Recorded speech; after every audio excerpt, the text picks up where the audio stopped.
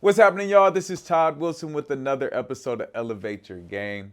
Today we have Air Force veteran, husband, father, um, was it a head coach of Campbell Hall, former Division One coach at UCLA, Oregon State, Vanderbilt. I feel like San Francisco, and what was the first Sacramento one? State. Sacramento State. I was Yeah. close. I almost had them all. High school down in Arizona.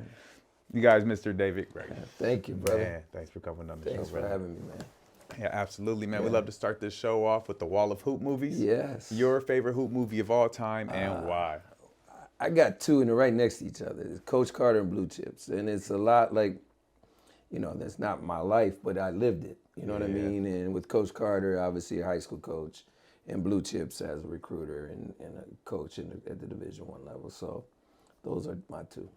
So, you ever bought a tractor for a player to No, go to a house? Okay. No, but you know what? There's a kid that he actually went to Purdue, and we called him Big Country.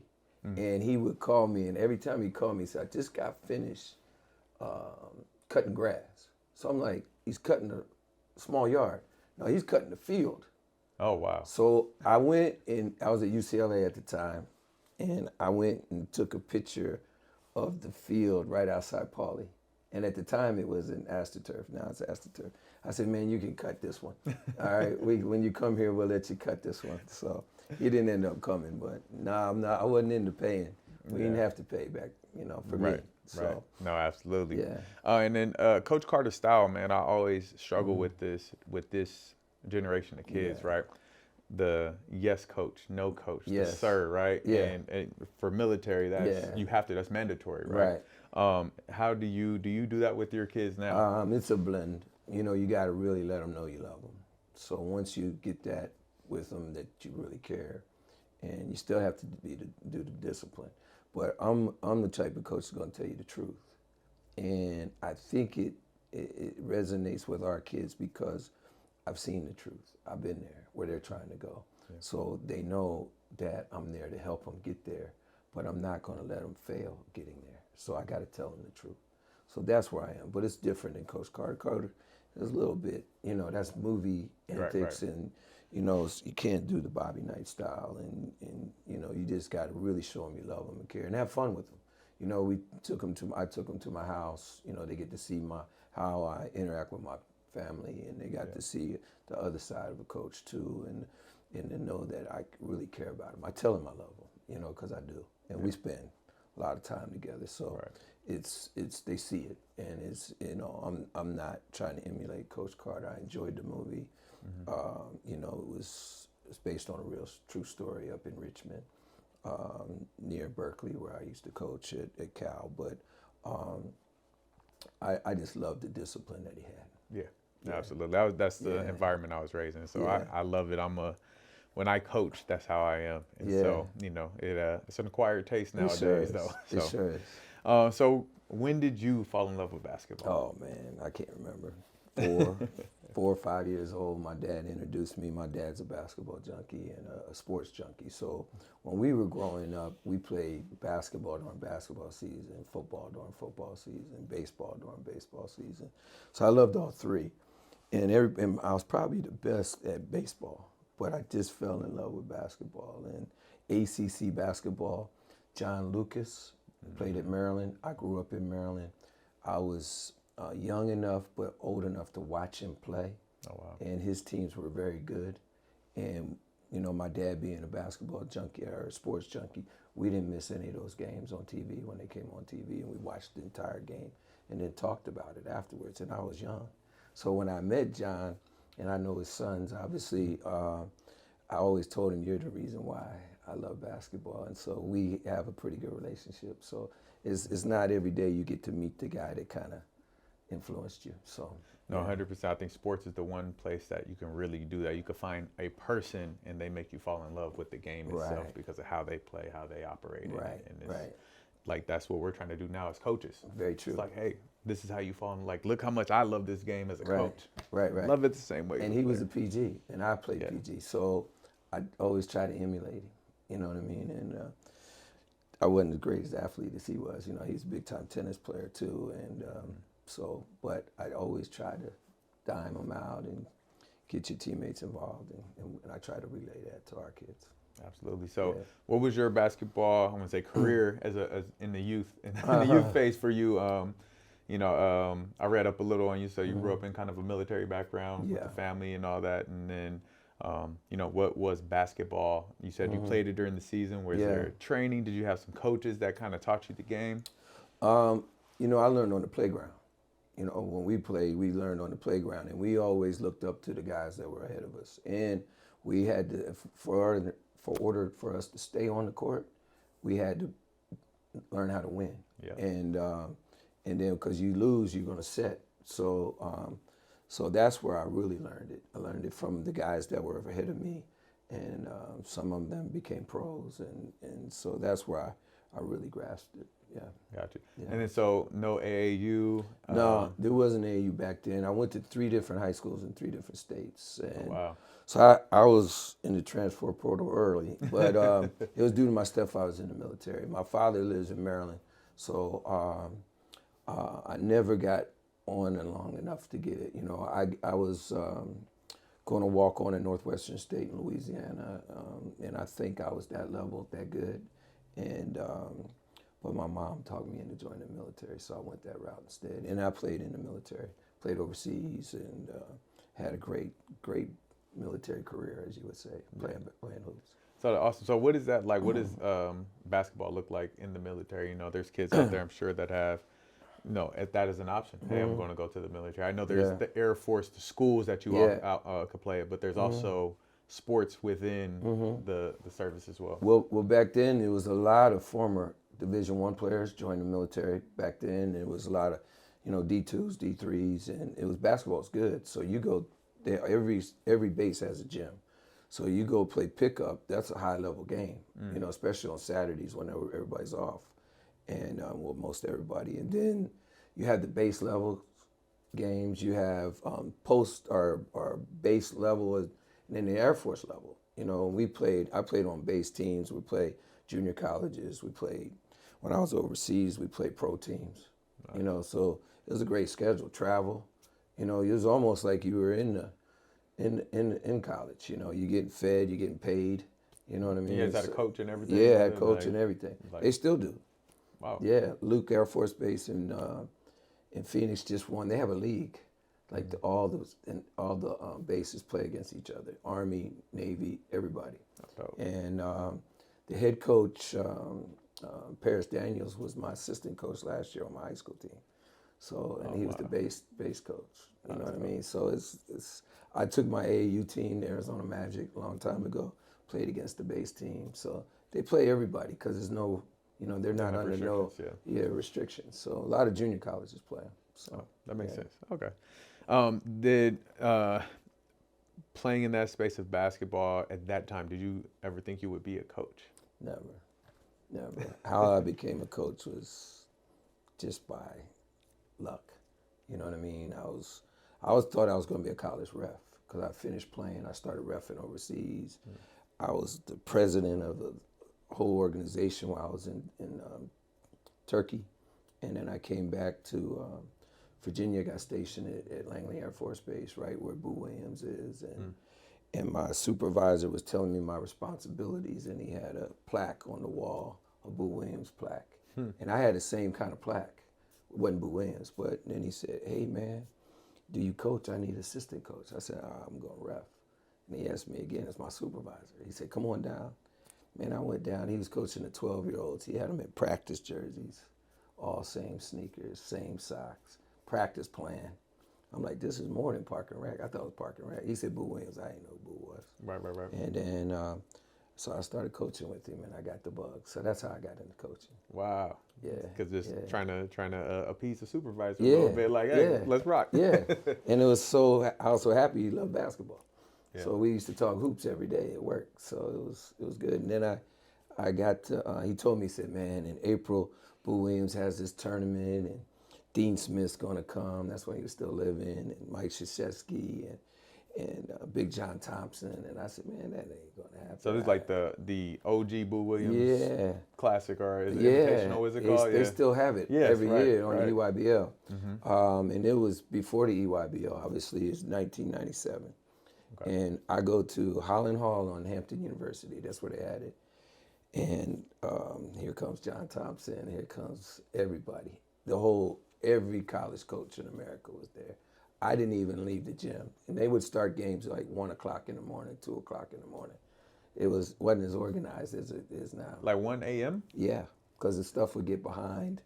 You know, they would start games late in the evenings. Crazy. It was crazy back then.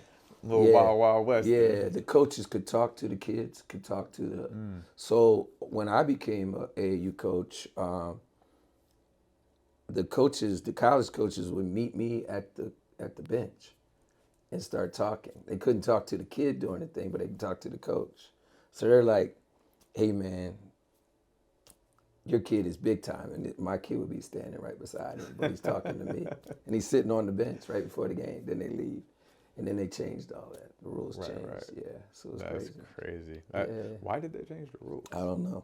Like, let them be recruited. Yeah, Like, hey, because let it be what people it is. break them. Right. That's right, why right. they changed them, right? Yeah. Yeah. So during your time serving in the Air Force, I'm sure, the things that you learned within the Air Force, the discipline, the structure, you know, the responsibility, and all those things. How did that translate into your coaching career? I was telling the kids today at practice. I said, discipline. You gotta have discipline. Yeah, anywhere you go, you gotta have discipline if you're gonna be successful long term. And I told them I had to have my boots shined. You know, in basic training, you have, at least when I went through, you have this drawer. In your drawer, you have to have handkerchiefs so many inches squared, and it can't be an inch and a half, can't be nothing. And I always wondered, it had to be a perfect square. And I wondered, I said, why are they making us do that? That's the discipline. That's taking care of the small things, because you don't want to blow up the airplane if doing your job. So that's where I learned the discipline. You know, I told the kids today, I couldn't just call in sick. If you're sick, you got to go see the doctor. The doctor determines if you're going to go home or not. So for 20 years, I rarely had a sick day, you know, unless I was really sick. Then I go to the doctor. The doctor tell me I got to go home. That's discipline. You know what I mean? I'm not just saying, I don't feel good, I'm not going to go in today. You know, so discipline, just being on time. With your stepfather being in the military, did he kind of instill some of that in you growing up as well before you got to the Air Force, or was it? Yeah, my father was actually in a little bit too. Okay. Yeah, and then my stepfather, my mom, it was always discipline in the house, you know, but in a loving way. Right, you know, when back then, if it was 5 o'clock dinner, you had to be there at 5 o'clock. Right. You know, or all, you know, they'll let you know. You know what I mean? Yes. When it's time to be in the house, you had to be in the house. It was no negotiation, you know. So I tell my players, be on time. You know, my assistant coaches, be on time. You know, that's big for me, you know, because that shows me that you care, shows me that you want to be there, and it creates discipline for them for what they want to do in their life. Do you find it tough to instill that discipline in some of the kids, even though they may not have that kind of discipline at home? Yeah, that's the key. You know what I mean? But the one thing I have, the carrot of the basketball. Okay, and they know that in order to play, they have to have discipline. You know, so they rise to the occasion. I got a young man in my skills class that struggles behavioral wise, because it's just, you know, that's just his personality. But in my class, he doesn't. Right. So that tells me if you don't have to do it in my class, then you shouldn't do it in another class. And we're real big on the whole person concept. So when I talked to the mom, I said, look here, we know he has some behavioral issues, but he don't do it in my class. So we got to keep the standard like I have in my class. Yes. And he'll come up to it, and he has. And he got uncomfortable. And I tell parents all the time, the greatest growth in most humans is why you're uncomfortable. Yeah. And so I tell the parents, just relax, let them be uncomfortable. You always want to come in and rescue. Don't rescue. Let them be uncomfortable, and that's where they get their growth. And I told it to to his parent, and she got it. And he's grown so much. Now he's doing well, and next year he'll have a chance to play varsity. And he doesn't go to the principal's office anymore. So that's how you do it. Yeah. Yeah. Yep. Just a little bit at a time. Right. That detail and that extra care that it took to, like you said, look at him holistically and just give him what was given to you. That's right. And the discipline and That's it. the partnership with the parent is so key, especially in this basketball world where the parent thinks they know everything. Right. Sorry, I talk to the parents a lot on the show, but Yeah. where they think they know everything. Right. But allowing you to give some insight about how to raise their kid and give Right. them some, I Right. think we all, and you have six kids of yourself, right? That's So right. you've done this Yeah, before I've a done couple it. times. And So yeah. So I tell them I speak from experience and trial and error. I haven't always been the greatest parent either. I said, when your child comes to you uncomfortable, what do you do? You go rescue them. That's what we all do, including me as a parent. We have that instilled in us. Yeah. We go help and rescue our kids, but you can't. You gotta let them fail. Gotta let them fail. Gotta let them grow. Gotta let them be uncomfortable. I have that right now with our team, a couple of kids that are tremendous basketball players, but they also have things that they need to work on to prepare them for the next level. And I was blessed to be able to be at that next level, so I know what it looks like. So I'm trying to get them there. So not only that they get there, they play and not go in that transfer portal. You go in the transfer portal with no stats, you might not come out of it. So I want to get them there, prepare them, and have them ready for success up there. So that's what it's all about, right? 100%. Yeah. Love that. Thank you. Okay, so you're with Boo Williams. Yes. What's the next transition from your coaching? Well, I was with Boo and loved every minute of it. Then I got promoted. I'm in the Air Force. They're downsizing, so they're making me cross-train into another career field, which was a blessing. At the time, I was crushed. And they tell me I got to go to Luke Air Force Base in Phoenix. And I've never been west of Louisiana. So, and I just thought, Boo, and by that time I wanted to be a college coach. Okay. I had the dream to be a college coach, and Boo was going to help me get there, and he was a great mentor of mine. So I get the assignment to Phoenix, and I go in Boo's office, and I said, Boo, I really appreciate all you've done for me. And he took a liking to me. I used to come to my games. I said, you think I can be a Division I coach? And he said, Coach Grace, man, how many people come in my office and ask me that question? I usually kick them right back out because they don't understand the discipline. They don't understand the grind. They don't understand you have to have a great love for it to be successful at the college level. He said, but you do. He said, I'm going to help you. He said, but you got to get your degree. I didn't have my degree then. And I said, I promise you I'll get my degree. So I go out to Phoenix. I get a divorce. I get full custody of my children. And I still was able to get my degree. And then become a high school coach, AAU coach, and have some success. And then ultimately led to my dream. And couldn't have done it without Boo. Couldn't have done it without guys like Topol and Ammo, who runs Compton Magic. Was our team that we coached was Arizona Magic. And then I actually coached the Compton Magic from Phoenix. Tope would fly me in, or we'd meet, in Vegas or stuff like that. So people like that and have helped me along the way. A lot of people. Man, that's awesome. What was the key to your success going through a traumatic time? Divorce is a traumatic time, regardless of how or why, right? Yeah. Being a father, having full custody, having a new job in a new place that you've never been, and getting your degree. Yeah, taking lunchtime classes, taking evening classes, being where the ball was dribbling, to make a name for myself. Not much sleep, a lot of people see Coach Grace at UCLA, but they don't see the grind to get there, and so, just working hard, put my nose down and treating people right, and trying to outwork everybody, but do it in a way where it's organic, and then raising my children, and it's looking back on it, it's like, wow, how to do it, but I think the greatest thing was basketball was my therapy, you know, because I love to be able to help and teach others.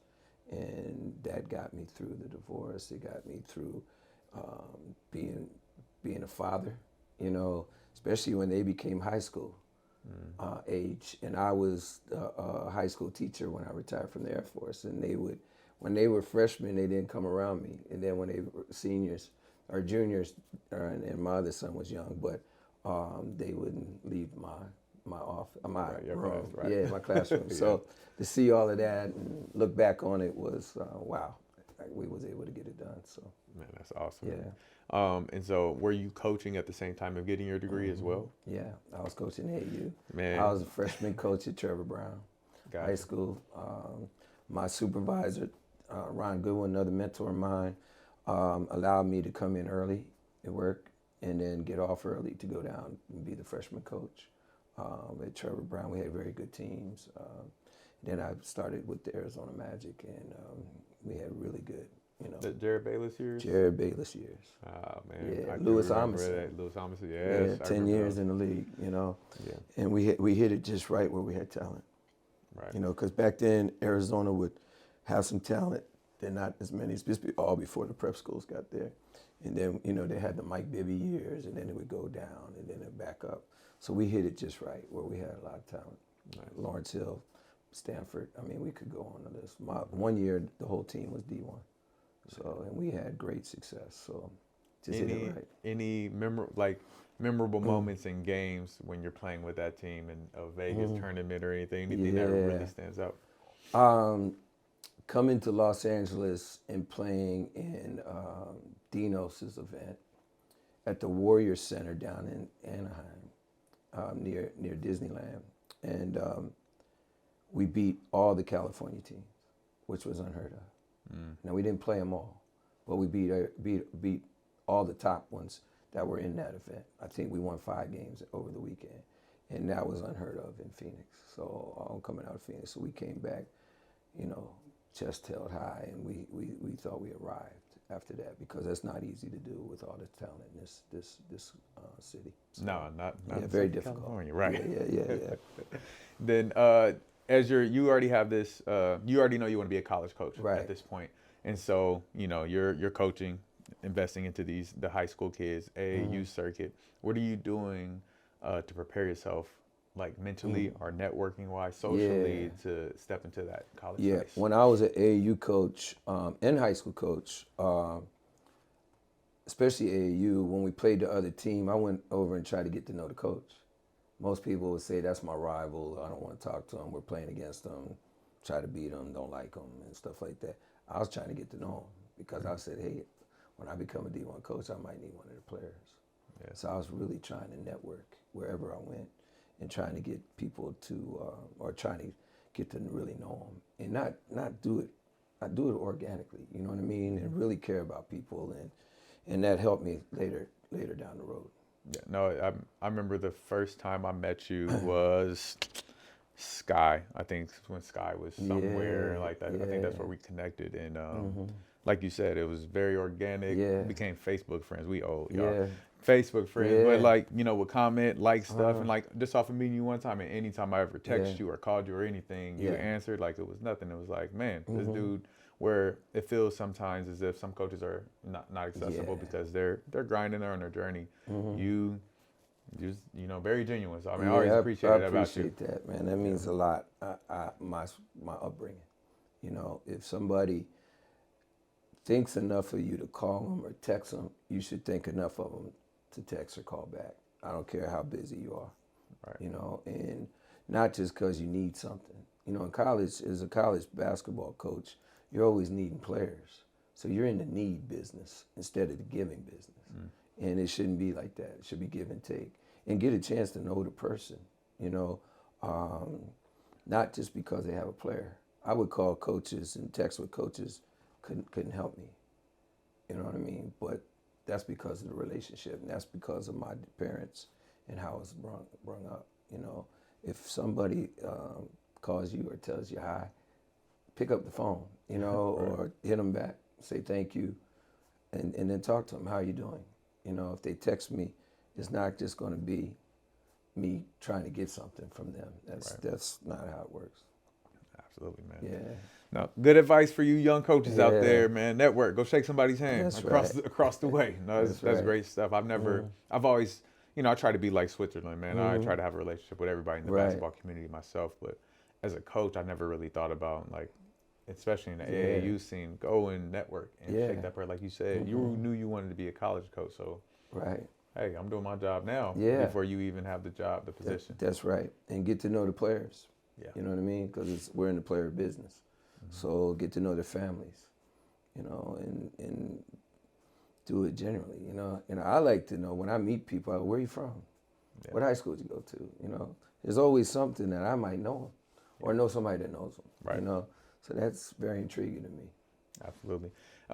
What kind of success did you have coaching your high school team for those? You well, were at Trevor Brown, you said. Trevor Brown, we were ranked 40th in the country. We won the Final Four. I was as assistant coach. And then I retired from high school and took over South Mountain High School. It's an inner city school in Phoenix. Back then it was gangbang and all that going on. A lot of violence at times, a lot of, it was a little bit unorganized. And they were 4-17 when we took over, and then 2 years later we go 29-4 and win a state title. So you went Joe Clark in there. Yeah, it was a blessing, and I just hit it with good kids. We raised the GPA. I'm very proud of it, from 2.0 to over 3.0, and a lot of work, a lot of work. What does that look like? Like, what does that look like going in and changing it sounds like you changed a culture, not even just the program. Yeah. Well, you can't be afraid of being disliked. You know what I mean? You got to go in there and do the right thing and just make sure that as long as you're doing the right thing, I'm a man of faith that everything's going to be all right, but it was a lot of struggle, to get people on board, and have them be successful, in all facets of it. Not all the teachers were happy, not all the administration. You're fighting them constantly for doing things, you know what I mean, just to get cheerleaders at the game, have a concession stand, everything from that, study hall, that wasn't being done, holding kids accountable, going to meet all the teachers, and making sure that, showing the teachers that you care, inviting them all to the game, and telling them if you go to the game, the kid is going to like you more. You're going to be able to get to the kid, and then you both have success, stuff like that. And it was a lot of work, man. It was a whole lot of work, and but we got it done. We won the state title by 21. The kids were getting after it. That was a very good team, very, very good. One Division I player, Sean Deadwater, played at LMU, and the rest were just tough kids, very tough. My first year, I kicked the best player off. He didn't do what I asked. I asked again. He didn't think he had to. He come from a gangbang family. And then I let him back on the next year as a senior. Never started and was one of the best players as far as behavior and teammate that there was. And when we won the state title, he's in the paper kissing the trophy. So those are the success stories. And now he does well in life. They all do, and I'm very proud of that team. That's dope. Yeah. Man, that's amazing for your first coaching job to come out. Not only changing a culture program and winning the championship and kind of going out with a bang. Yeah. And so, it looks that transitions into a college job. Yeah, so it's what it did. It was late in the year, like October, and somebody left Sac State. Jerome was the head coach, and he called a couple people, and they said, hey, you should go get Coach Grace. He's wanting to be a college coach. So he called me and took a $20,000 pay cut, remarried 2 days before, go to Sacramento State and sleep in the locker room. People didn't know I was sleeping in the locker room, just to reach my dream. And my wife, now she kept the kids. So they stayed back in Arizona? In Phoenix, couldn't afford to move to Sacramento. So that got me in the door. So while I was there, I tried to outwork everybody. I stayed at work 24/7, so I was calling everybody. Yeah, you slept there. Slept there. When the team ate, I ate. Snuck in and got me some food, team meals, and I got to know the team. Right. And then I tried to learn as much as I can about the college life, and being a college assistant, and landed Vinny McGee, who was the freshman player of the year in the league. From like Northern California. Yeah, Northern California. Yeah, he went to McClymonds. Yeah. And now he's a college coach. And now he's in the G League, I believe. Yeah, with the Lakers G League team. So I'm very proud of him. And first recruit ever, was an Oakland Soldier. So most folks think I just get everybody from Compton Magic, but I got just as many from the Soldiers. So that's how it went. Wow. Yeah. The sacrifice, right? Like, man, I love when people come in this show, they always talk about that moment of not getting paid enough. And more importantly, being separated from your family at that time. How old were your kids during that time? Oh, my kids were, one was a senior. The other one was a junior, I think. And then my wife, she had 2 kids. So they were elementary school. Wow. So then the other 2 had graduated. Wow. So how do you teach them a life lesson or what is the life lesson in that, and say, hey, I gotta go pursue my dream. Yeah.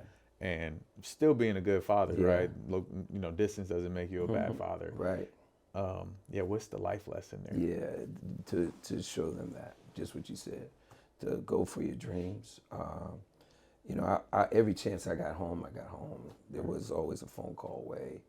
They knew their new mom, who was raising them as well, and to pursue your goals and then do it with gusto. To do it with all that you have to reach your goals. And you always have to have sacrifice. You can never do something without sacrifice. And just the way my life was, in order for me to go for all my dream, I'd had to do that. And was it the perfect thing to do? I don't know. You have to ask them. But they're calling me today and texting me today, so they always they always call. And they always ask for money still, right? So, my kids and I have a great relationship to this day. No, that's awesome. It's awesome to hear, and I think people need to hear that. I think people think that, man, how can you do that to your family and kids? But you're also teaching them something at the same time, and you're also, like you said, maintaining that relationship.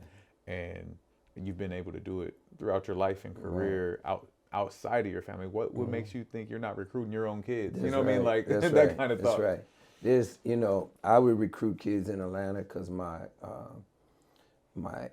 ex-wife and my kids lived there. Not all of them, but they lived there. So I recruit Jaylen Brown. I recruited all the time, having a kid there, so I could fly in and spend time with them. You know what I mean? So, and then when in Phoenix, obviously always somebody I'm recruiting there. So I made it a point to get to them, and still do to this day. So that's awesome, man. Yeah. Thank you for sharing that. Yeah.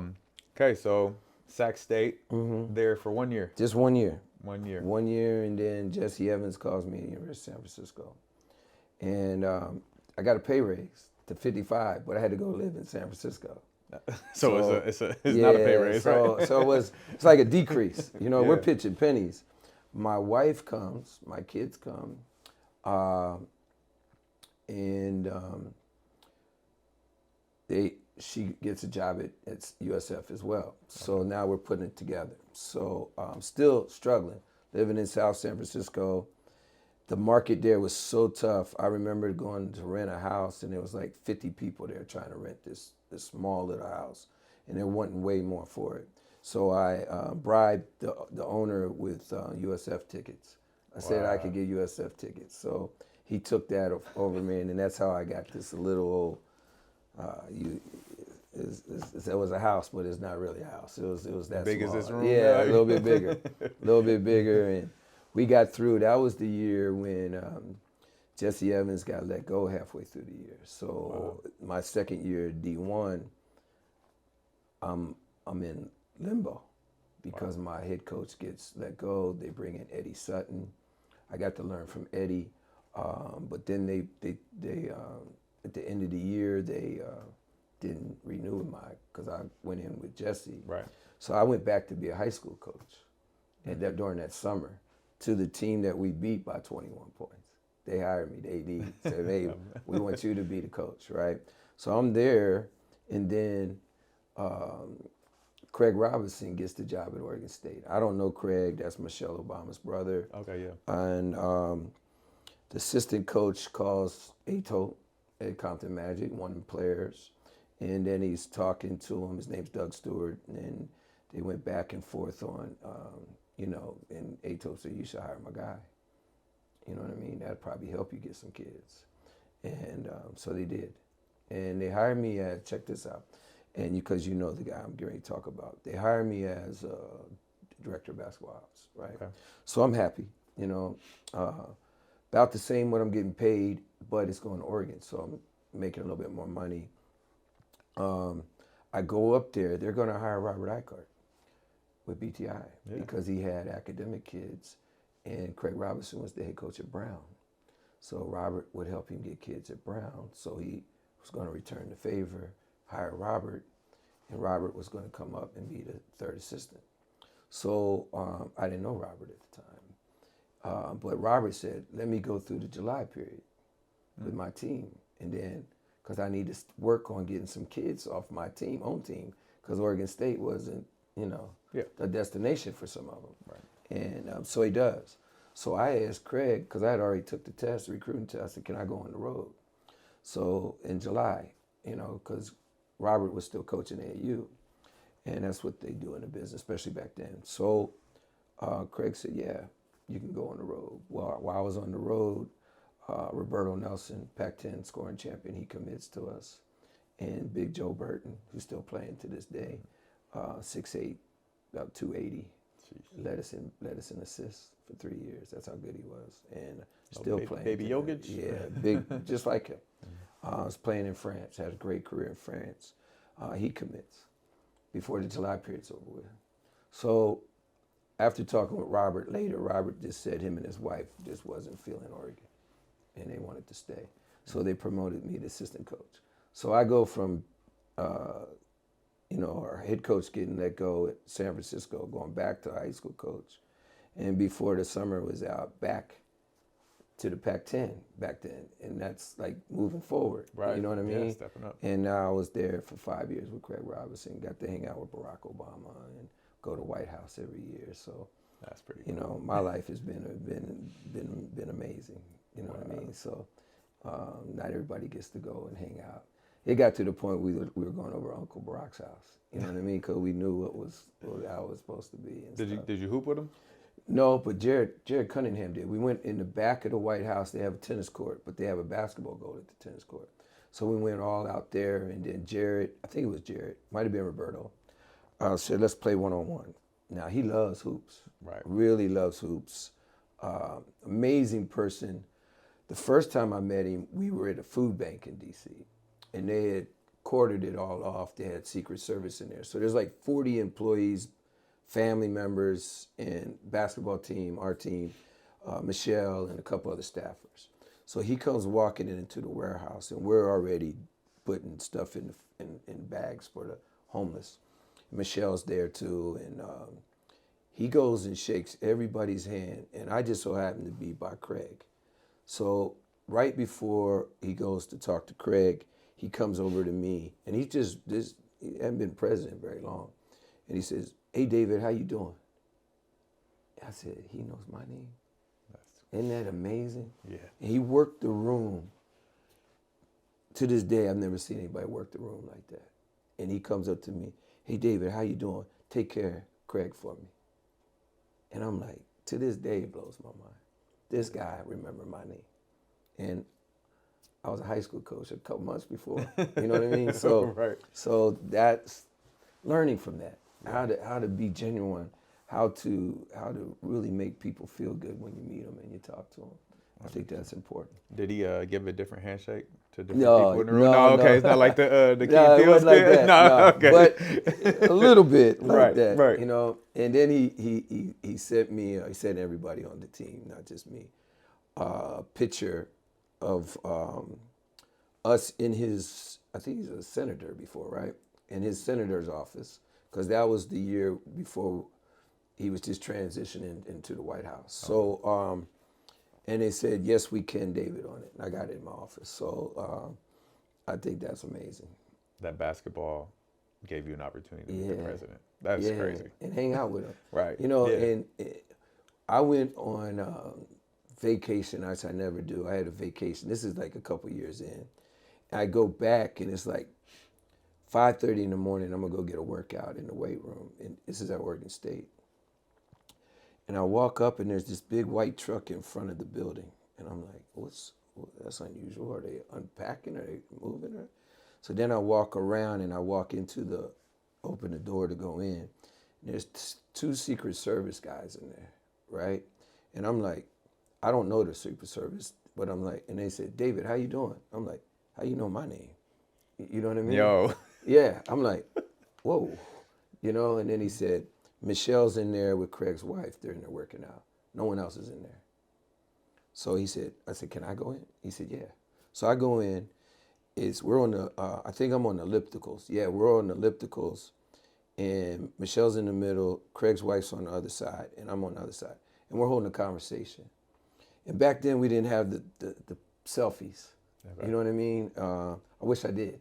I didn't have a picture. But it was amazing workout just to talk to Michelle. Yeah. And she's talking like, you know, they're regular people, man. Right, they're no different, you know. Craig, same way. Great dude. He's the NABC president now, doing great things. Barack, regular dude, man. One time we were, Roberto Nelson was messing with him like, hey, man, when you fill out the brackets, you better put Oregon State there. And he said, Craig, come over here. Roberto's telling me I should put you guys in the bracket. He said, y'all got to make the tournament first. You know, he's like cracking and stuff. You know what I mean? Stuff like that. So it was like going over Uncle Barack's house. You know, it was one of those. Cool, yeah, you get to see the other side because he's not in front of anybody. You know, so you get to see him joking with the players, talking trash. I can beat you in horse. You know, stuff like that. And he went to our games. We played George Washington one time, and our team couldn't make a free throw to save their life, you know, and Craig would turn around and not even look. And then he's like 3 rows back, and Secret Service everywhere. And he says, hey, Craig, turn around and watch your player. And I'm like, that ain't TV, man. That's right behind me. Right. You know, so stuff like that. You know what I mean? Cool. It was an amazing time. That's awesome. Yeah. So your time at Oregon State is where you were for the longest, for 5 years. Yeah. You know, before going to UCLA. Mm-hmm. Or you were at UCLA for about 5 years 5 as well. years Yeah. as well. So, yeah. What did you learn at Oregon State? Where that's kind of where you kind of got your. Yeah, it was. It's not easy to recruit there because that state don't produce a lot, and when they do produce 4 or 5, they're either going to Duke or Oregon. So you got to get on a plane to go recruit. So I really learned how to really cut my teeth, you know, and recruit. Then we were running the Princeton offense in the beginning, and a lot of kids didn't want to play in it. So we had to modify it, you know. So, but again, the relationships that I had built already were paying off. Mm-hmm. You know, Jared Cunningham went 24th in the draft. Before that, at Oregon State, it wasn't happening in those years prior to Gary Payton, right. You know. So then Roberto led the league in scoring, you know, and he did it out of the Princeton offense, but we modified it. We actually led the league in scoring. So then I started getting other players to go there. And I didn't realize people were watching. I really didn't. I was that naive. And then, but I was cutting my teeth. I was learning the Princeton offense. I was learning how to do scouts. You know, everybody said, well, Grace, you're a recruiter. But I did scouts. I did just make scouts as the other assistants. Yeah. So I learned my X's and O's while I was doing it. So and you know, when I had the X's and O's against Romar, when Romar was at Washington, when they had it rolling. So I had that scout. I had the Arizona scout. So watching all the great coaches, I would learn how to coach. Right. You know, X's and O's wise. But then again, my responsibility was recruiting coordinator. Wherever I went, I was recruiting coordinator. So had success recruiting there. And then that's what led to UCLA. Wow. Yeah. So what was your recruiting pitch to Oregon State? Like, how do you get somebody to well, go there? at the time we sold Barack. You're gonna go Wow. meet. You're gonna go meet Barack. You know, he was hot. Yeah. You know what I mean? So you're gonna go to White House every day. I mean, every year. You're gonna play in front of Barack. So we sold that. You know what I mean? So we also sold that playing time. You know, you're gonna play in the Pac-10, then it became the Pac-12 while we were there. But you're gonna play on the biggest stage. And at that time, Oregon State was the 18th winningest program ever. They had great teams. They were number one in the country. Now, right around where Gary Payton was there, right before Gary Payton. They had the number one recruit, Charlie Sitton. They had a lot of talent come through there. So we were selling that. We were selling, come up here to Corvallis, 50,000 people, small college town, where you just go hoop. Yeah. You don't have none of the distractions. That's if you want to be a pro. If you don't want to be a pro, you want to play around, don't come up here. Right. So now you just go to class. Great school for a public school. Great community. They love their Beavers. Trust me, man, they love their Beavers. So you're going to play in front of big crowds. You're going to play against UCLA. You're going to play against, you know, USC, Cal. They were good back then. Mm-hmm. You know, you were going to get seen on TV, and you were going to have a chance to go to NBA. And look at all these NBA players that came out of Oregon State. So, and it was great for, you know, Gary Payton. Actually, Gary's son went there. Right. Yeah, I was recruiting him, but I don't really call it recruiting. He was going to go there anyway. right. So Legacy. I can't take credit for that, you know. So, but, and they did. They came. So, and Craig's a good dude. Yeah. So I'm not recruiting to a bad coach. I think that's important for college coaches as well. You know, you want to align yourself with good head coaches. Man, how do you know they're a good person? Like, if you're interviewing for a position, and you don't have that relationship or the insight to know. You don't, because I've worked with some ones that weren't, but I didn't know that. So you don't really do it, but hopefully you can do your homework. Sometimes you're just trying to fit in where you get in, because those jobs are hard. There's not that many of them in the whole world. You know what I mean? So, you know, Sacramento State, I didn't know Jerome. I just took a chance, you know, and he's a great dude. He's taking care of me, you know, as far as he was great with me, you know. And then Jesse Evans, I knew. So, but he got let go. Craig, I didn't know. Steve Alford, I didn't know. Stackhouse, I knew through recruiting Brandon Ingram. They're both from Kinston, and he played on Stack's AAU team. So I knew him, and then that was it, you know, as far as coaches go. Yeah. So transitioning Oregon State to Westwood. Man, never in my wildest dreams to be a 20-year Air Force vet. Didn't play D1. You know, going to be a coach at a blue blood, not just any blue blood, the blue blood. The blue blood. And for Steve Alford to hire me, you know, it's a crazy story how he hires me. And I still wake up some days and say, did I do that? You know what I mean? Because it's this, you know, I was putting gas on airplanes not too long before that. You know what I mean? I was serving my country and fighting in a desert storm and all of that. So I never in my wildest dreams. You know, I fly to the year before.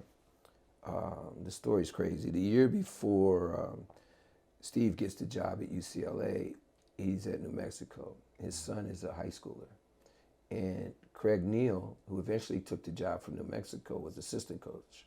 We call him Noodles. And his son I was recruiting to Oregon State, but I knew he really probably wasn't going to go. I was building relationships.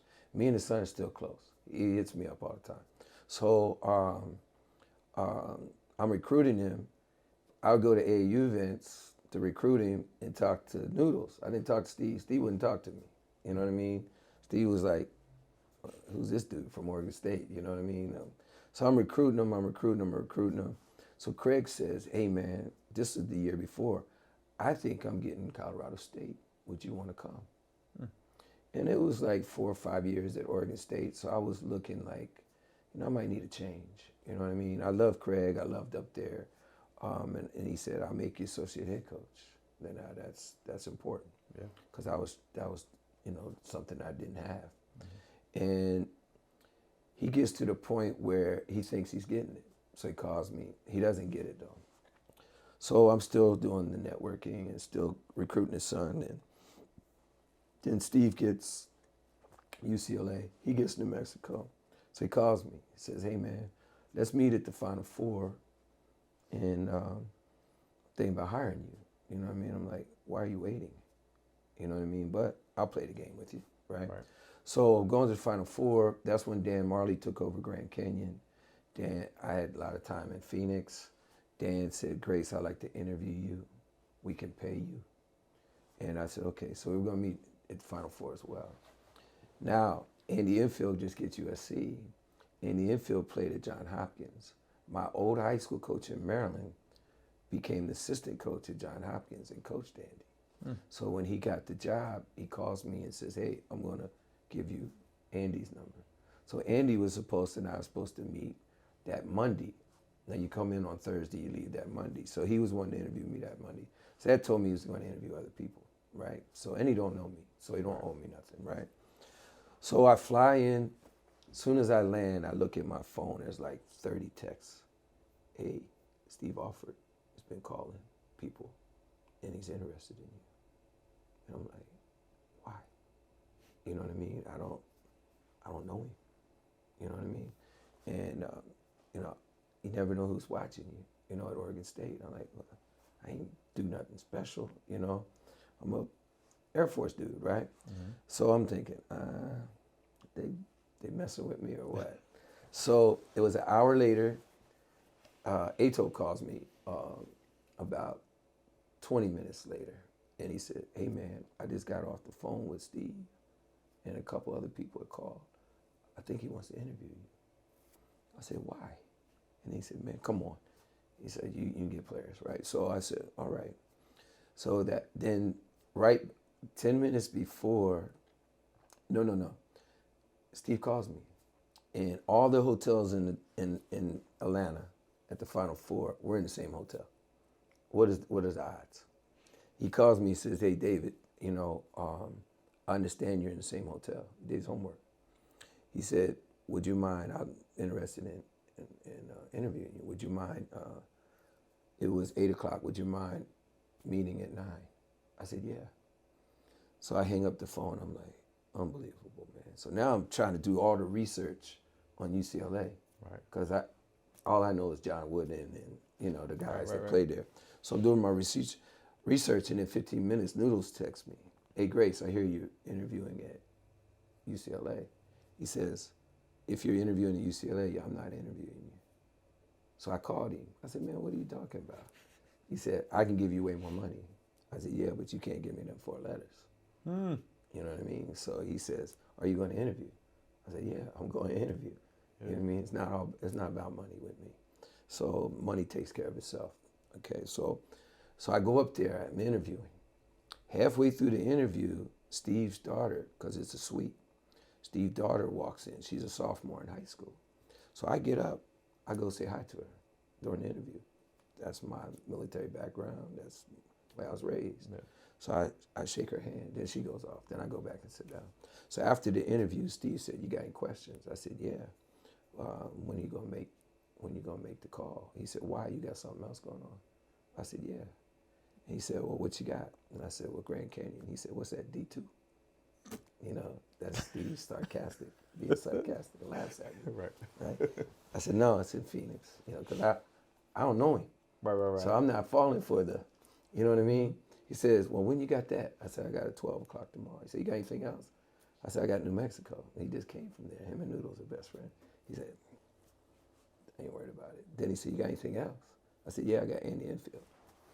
Perked up. Oh, yeah. He Game time now. He got serious. Yeah. He got real serious. And then he said, when is that? I said, well, I believe it's around Monday. We haven't set a time yet. He said, okay, this is what I'm going to do. I gotta do some things in the morning, and I'm gonna call you before the 12 o'clock one. But if not, just go to that. So it gets to be like 11:50, and I'm like, I ain't getting it. So let me go see what Marley's got to say, because I wasn't really sure I wanted to do Marley, because I was happy at Oregon State. Right. So I go in, and right at 11:50 he calls me. He says, hey man, I was busy with Bryce Alford's 3-point shooting contest. Give me Craig's number. So I gave him Craig's number. So I hung up. He said, but go on to that D2 gig. So I went and did it. So me and Marley talked. We talked because Marley has a restaurant.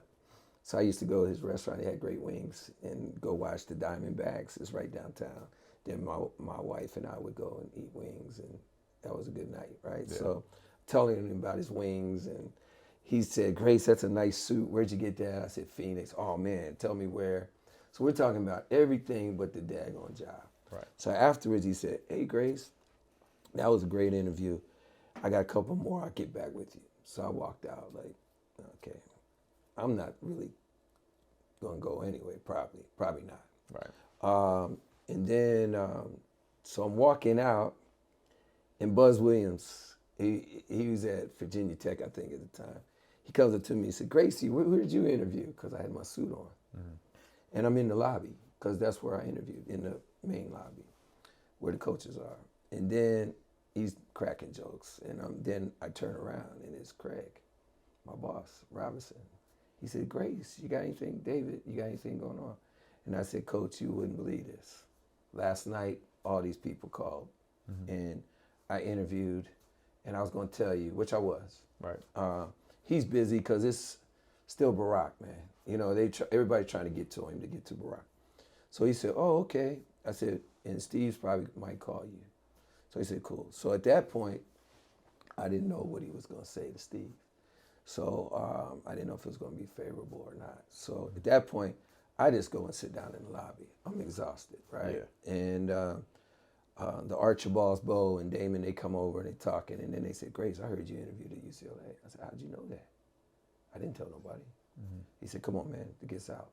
So I said, I ain't saying if I did or didn't. So then afterwards, Craig, about 2 hours later, Craig comes back around. He said, is this Steve's number offered? I said, yeah, that's it. He said, all right, give me 5 minutes, I'll call him. So he calls him, and then he's getting bombarded. So I just leave.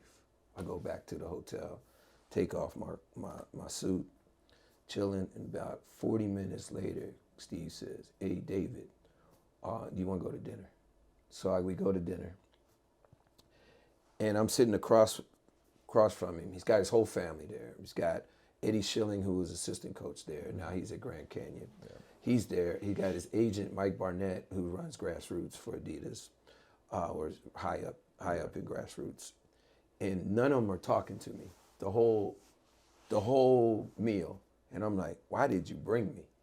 You know what I mean? Why did you? Like awkward silence, not yeah, talking like, to you? kind of like they're holding a conversation. They're from the Midwest, from Indiana. I have no clue who they're talking about. And they're laughing and stuff. And I'm like, man, why'd you bring me here? You know, was the food good at least? Food was good. All right, Steakhouse. cool. All right, you know what I mean? So at least I'm getting a meal out. Right. And so at the end, he said, you know, in my 23 years of coaching, David, I never hired somebody I didn't know. I said, yeah, I know. You told me that 3 times in the interview. Craig Robinson didn't know me. Jerome Jenkins didn't know me. And he said, yeah, I know. And he said, Craig, he said that when he hired you. And he said, Craig said, gave you a great review. He said, I'm going to hire you, but I'm not hiring you because of that. You see the young lady at the end of the table? That was his daughter. You stood up and you acknowledged her. And she said, I better hire you or things aren't going to be happy at the house. So that's how I got hired at UCLA. Isn't that crazy? Oh, that's a crazy awesome, story. man. So the next day, Dan Marley calls me. Hey, Grace, well, I'm not going to be able to hire you. I said, don't worry about it. I'm going to UCLA. So every time I see Dan to this day, he just goes. He just laughs. So I got turned down by Grand Canyon, and I got UCLA. So that's how I got UCLA. Yeah. Wow. Just because of who you are. Because of who you are. Yeah. You know? I think because you're nice to people and you work hard and you do the right thing. You don't cheat. You don't, you know what I mean? Yes. All that stuff, it pays off. It pays off, and you don't know who's watching. You know, that's the thing, and that's why I try to explain to my coach. I got 2 assistant coaches that want to be college coaches, so I try to share that with them. You know, this is what it takes. This is the grind, and it's not for everybody. So it's not for everybody. So going from Oregon State to UCLA, what's the difference recruiting a Division I school in a power conference, Yeah, but then a blue blood? it's a whole different world. It's remember I told the kid he's growing because he's uncomfortable. Yeah. Well, Steve right away made me uncomfortable, and I was highly uncomfortable. I had pressure on me from day one. I was a recruiting coordinator at UCLA. I'm used to recruiting kids to go to Oregon State. Now it's a step higher because we got to get the 5-star. We got to get the kid that's going to be a one and done. We got to get the kid that's going to help us win national championships. We got to get the kid we got to beat out USC for the city dominance. Yeah. And I'm going up against Jason Hart and Tony Bland, who's from LA. Right. You know what I mean? So Dang, that was that time. Yeah, we had great battles. Yeah. And the thing about it is people don't know this, but me and Tony and Jason are very good friends. Right. You know what I mean? And they don't see that. Back then they didn't see that, but I credit them because it's their city. It's where they grew up. I'm not from here. Yeah. You know, and the people at UCLA, the alumni have accepted me as a Bruin. And that's not easy, and that's very thankful for that as well, you know. But very uncomfortable, you know. Steve would come in my office. We need 4 bigs right away. That's hard to get 1. We need 4, you know. And he didn't say hi. You know what I mean? He said we need 4, and I said that's on the board. I had a whiteboard closed, and he said, we ain't getting none of them. I ain't even talked to him. Well, I gave him the sheet for him to call, but it was his way of saying, hey man, don't slip on this. Don't slip on this. You'll be quick as I hired you, quick as I fired you. Right. You know what I mean? So he put fire underneath me. And back then I didn't realize it. I didn't understand it. You was just grinding, huh? I was like grinding, but I'm like, why is this dude on me? You know, he called me during dinner. You know, he called me. You know, I'm a big Ravens fan. He's a Steelers fan. He called me during Ravens game. You know what I mean? Hey, what about this kid? But more importantly, at UCLA back then, if I went to Westchester to see a kid, the social media would say, UCLA's in to see this. Yeah. But another part of social media is, why ain't he out at Harvard Westlake looking at that kid? Or why ain't he down at Mater Dei? Mm-hmm. Why ain't he over here? USC's over here. Tony and them are over there. So Steve Agent, who's part of Grassroots, he would call me sometimes 4 a.m. Hey, Grace, we know you went over to see this kid, or you sent Dwayne Broussard over to see this kid, but they're saying on social media we should be on this kid. So I'd have to explain that at 4 a.m. And then they would say, okay, and then hang up. It wasn't like, thank you. It wasn't none of that. You know what I mean? So if you want to be a college coach, get used to that, you know, because that's the pressure of winning. Yeah. You know, because Steve gets a lot of pressure right away if we don't win the recruiting battles. Yeah. So we did. Obviously, we get Kevon Looney was a pretty good one. Yeah. For a big Thomas Welsh in the same class as 2 pros. You know, G.J. Gaudemon's a pro, you know, and then Jonah Bolden was a pro. So we got 4 in that first class. After he told me we wasn't getting none of them, you know, so. Oh, so those were the names written on the board? Those were the names written on the board. What's the first thing you do to open, what's the secret sauce, right? You're not, you're in the high school world now. Yeah. For that blue blood assistant coach who gets an opportunity, you see those names on the board, what's the first thing you do? First thing you do your homework on who is determining, who's telling that kid where he's going to go. Could be the barber, could be the dad, could be the handler, and then you build a circle around it. So what I would do is go talk to the barber, go talk to the. This is for real, barber for real. Yeah, Yeah, I'd go talk to the cafeteria lady. I go talk to the janitor. They know. Yeah. You know what I mean? And then, obviously I'm talking to people in the AAU world. I'm Right. talking to their high school coaches. I'm talking to their parents. Talking to the kid who's helping you make this decision. And then I have to have them all say UCLA. And that's not easy. You know what I mean? I bet. It's not easy at all. And then you got to see if they're going to take money or not back then. And if they're taking money, I get off of them. Then I'll go find somebody else. Yeah. Because there's still enough people want to go to UCLA. Right. You see what I mean? So if Kevon Looney was going to take money, I didn't. But a lot of people don't know, what's the kid's name? His cousin played for USC, Nick. Not Nick Young. Nick Young. Oh, Nick Young. That's that's Kevon's cousin. No way. Yeah, Kevon's mom had 16 siblings, brothers and sisters. And one of them was Nick Young's mom. Crazy. So when he was growing up in Milwaukee, Nick was growing up in LA. So Kevon was jealous kind of that. Not to say jealous, but he liked that, Being in that LA, warm yeah. weather Yep. and that culture. So that played a major part. A lot of people didn't know that. So A little sibling cousin rivalry, a little bit. yeah, I tell this story all the time. I was recruiting him and Jonah Bolden. Jonah Bolden's dad was living in Australia. He's American, but he played 15 years in Australia. So he lived down there. So I told Steve, hey man, I got to get down there to talk to him or we're not getting the kid. So, and I was wore out, man. He wore me out. We worked every day there, man. And so I knew if I flew on that plane for 15 hours, that's 15 hours Just of at least sleep get over some there. sleep. Because he's not calling me, right? You see what I mean? So I go down there, 3 days, spend down there 2.5. I get back, fly all the way back, 15 hours down, 16 hours coming back, or the other way around, whatever it is. I land at LAX. Dwayne Broussard calls me. He knew exactly when I was landing.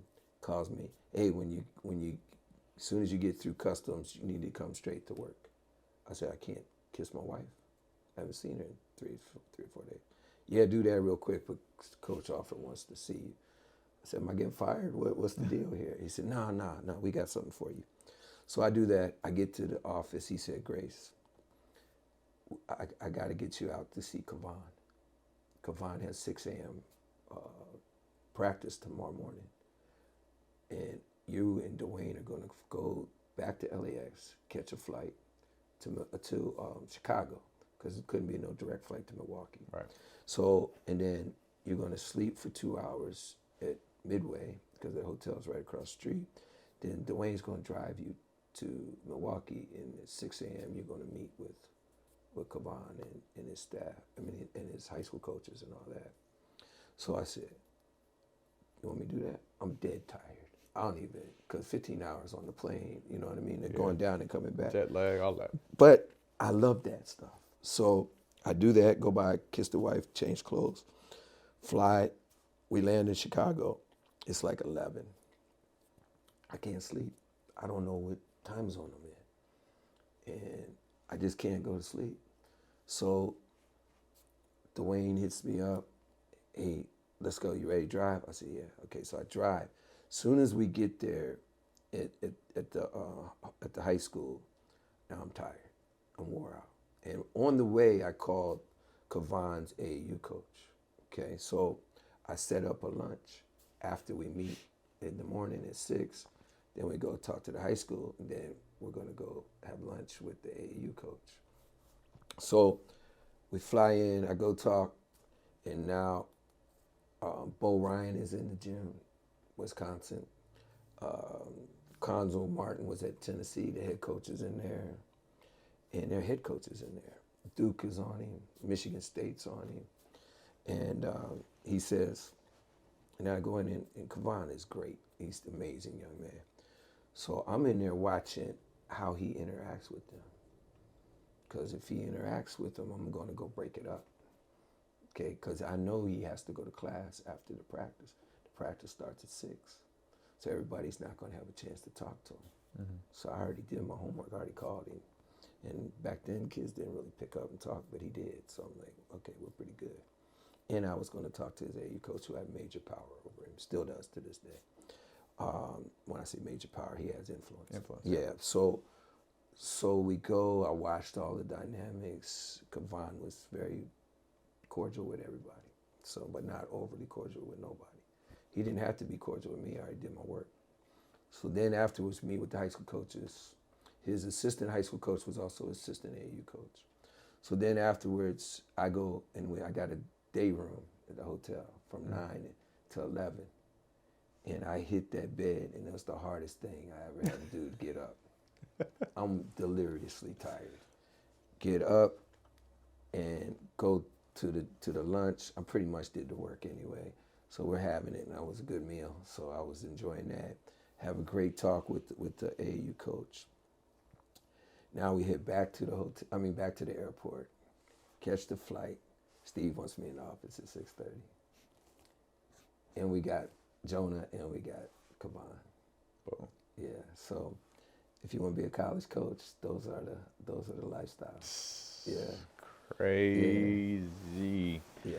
I couldn't imagine doing that now. Yeah. In my age, which is probably how old, I have to ask, how old were you then? I was probably 30. I was in my 40s. You're in your 40s. Yeah. Doing that, I can imagine. Yeah. I can imagine. It's hard for me to drive down the street 3 times. Like, you're hopping on planes and the passion to want to do that, to impact a kid's life like that, and you're doing it the right way. Yeah. For UCLA. Right. And then being expected to know the scout for that game coming up. Man.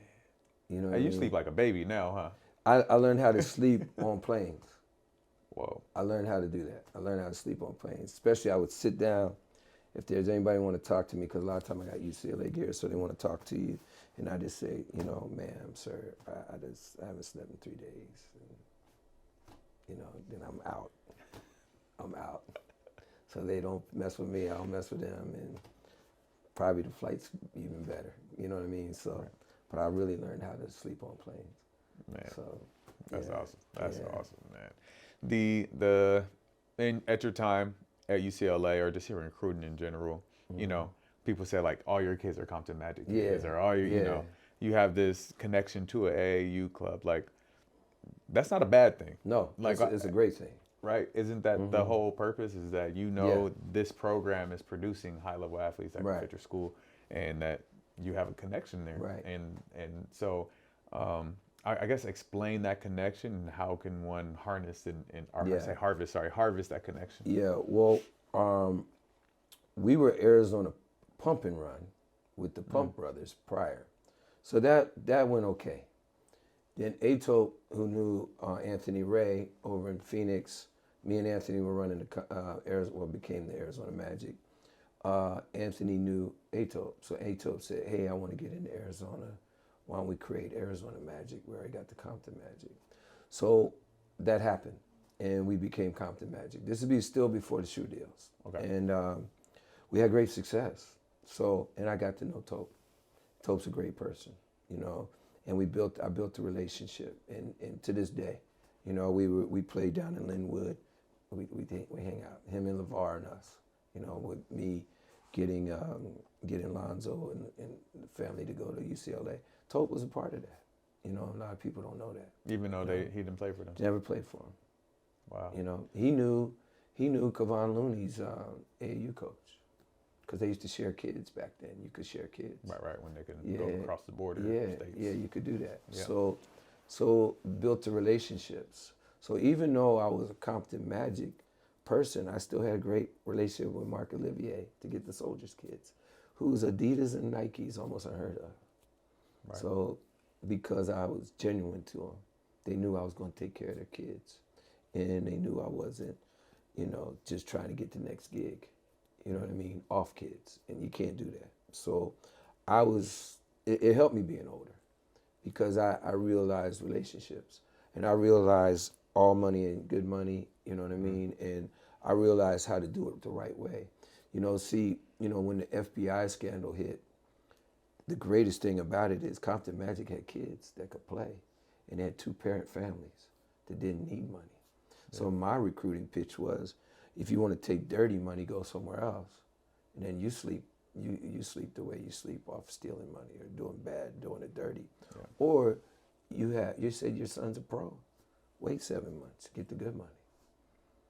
You know what I mean? Right. And that was my sale pitch, because I said, we ain't giving you none. We don't have to. Right. And then Topaz players, you know, T.J. Leaf, Compton Magic. Yeah. You know, Jalen Hands, Compton Magic. Yeah. But also I recruited Aaron Holiday. Yeah. Aaron. Yeah. So, and Thomas Welsh. You know, none of them played for Compton Magic. So, but it was the relationships. It was them saying, okay, they're gonna take care of my guy. And then a lot of kids in this city's not trying to leave. Right. You know what I mean? So every kid's dream is to go to UCLA. Yeah. It is. Yeah, you know, they taught me quickly. You want to play basketball, go to UCLA. You want to play football, go to USC. Right. You know, we used to use that saying against USC. You know, you playing football? Is that why you got them on the list? I didn't know you played football. You know, just joking with them, you know. So you want to play, you know. And then another thing, too, I used to tell, like Thomas Wells. I said, Thomas, if you average 10 rebounds and 10 points, that's all you got to do. Yep. You're going to get drafted, because the power of the 4 letters. Because all the guys that had success before you. I couldn't say that at Oregon State. Yeah. You get 10 points and 10 rebounds at Oregon State, you might get drafted. Roberto Nelson led the Pac-10 in scoring, didn't get drafted. That's crazy. You know, so, and he could flat out shoot the thing. He could probably still shoot. He's actually on staff with them now. He's like a son of mine to me, you know, just a great kid. He's on staff with you? He was on staff with, no, he's just on staff at Oregon State. Right At Oregon State? Yeah, Oh, awesome. yeah. Great kid. Santa Barbara, went to Santa Barbara High. So Compton Magic kid. So, but there was other kids too. Right, but sure. but it's so that we hit it just right with 2-parent families, and even, you know, Aaron Holiday's family's amazing. I work with him every day, with his sister and his mom. They still work at just great people. They're not taking money. No need. Right. You know what I mean? They knew what it was. Yeah, the whole family's in the daggone league. You know what I mean? And Lauren, she would have went too if she didn't have concussions. And she was a UCLA Bruin. Right. So it was just a great time, man. A great learning experience, and I grew so much. Awesome. So you talked about your, I guess it seemed like 1 week where you didn't sleep. Probably one of the tougher weeks. Yeah. Who was the hardest recruit to get, and what was the circumstance? Wow. And what's the one recruit that you wish you would have got that you missed out on? Oh, there's a whole lot of those. I missed out on a lot. The hardest recruit, Kavan. Yeah. Because we didn't know. You know, we didn't really know. He kept his cards close to his vest. And we just got the job, and Steve worked us every day. And to the point where Eddie Schilling, who grew up with him and wrote a book with him, said, hey man, if we got to work next week, I'm going back to be a high school coach. And then it wasn't a week after that Kavan was going to commit. And we had no idea. Wow. We had no idea. And he came because he had, you know, it's the only kid we really got over Duke. You know, Duke was doing it a different way. So I'll let that for another day. But we got him over Duke. So, you know, he was the hardest one. And what was the second part of the question? Second part was, who was the one recruit that you're like, ooh, I thought I had him, and I wish I got him? Jaylen Brown. Yeah. Brandon Ingram. I mean, we can go down the list. Zion Williamson. There's so many. Gary Trent Jr. You know, all of them were close. Yeah. We were really close. Jaylen Brown goes to Cal and don't go on official visit, so that tells you a little bit. But I really thought we were getting him. Yeah. And amazing. Got relationships with all of them to this day. That's another thing too. Keep relationships with the guys you get. Keep relationships with the guys you don't, because it's not about, like I always tell people, you come in contact with me, you got me for life. It's not that I want something from you. Let's build a relationship for life, whether you come to UCLA, whether you come to Oregon State or not. Boom. A lot of people are not like that. You know, there's a whole bunch of coaches who will curse you out if you don't come to their school. You know, can't be like that. It's just not meant to be. You know, there's jobs I didn't get, looking back on him, God was taking great care of me. Yeah. You know what I mean? I interviewed at South Carolina State 2 years ago, and I didn't get it.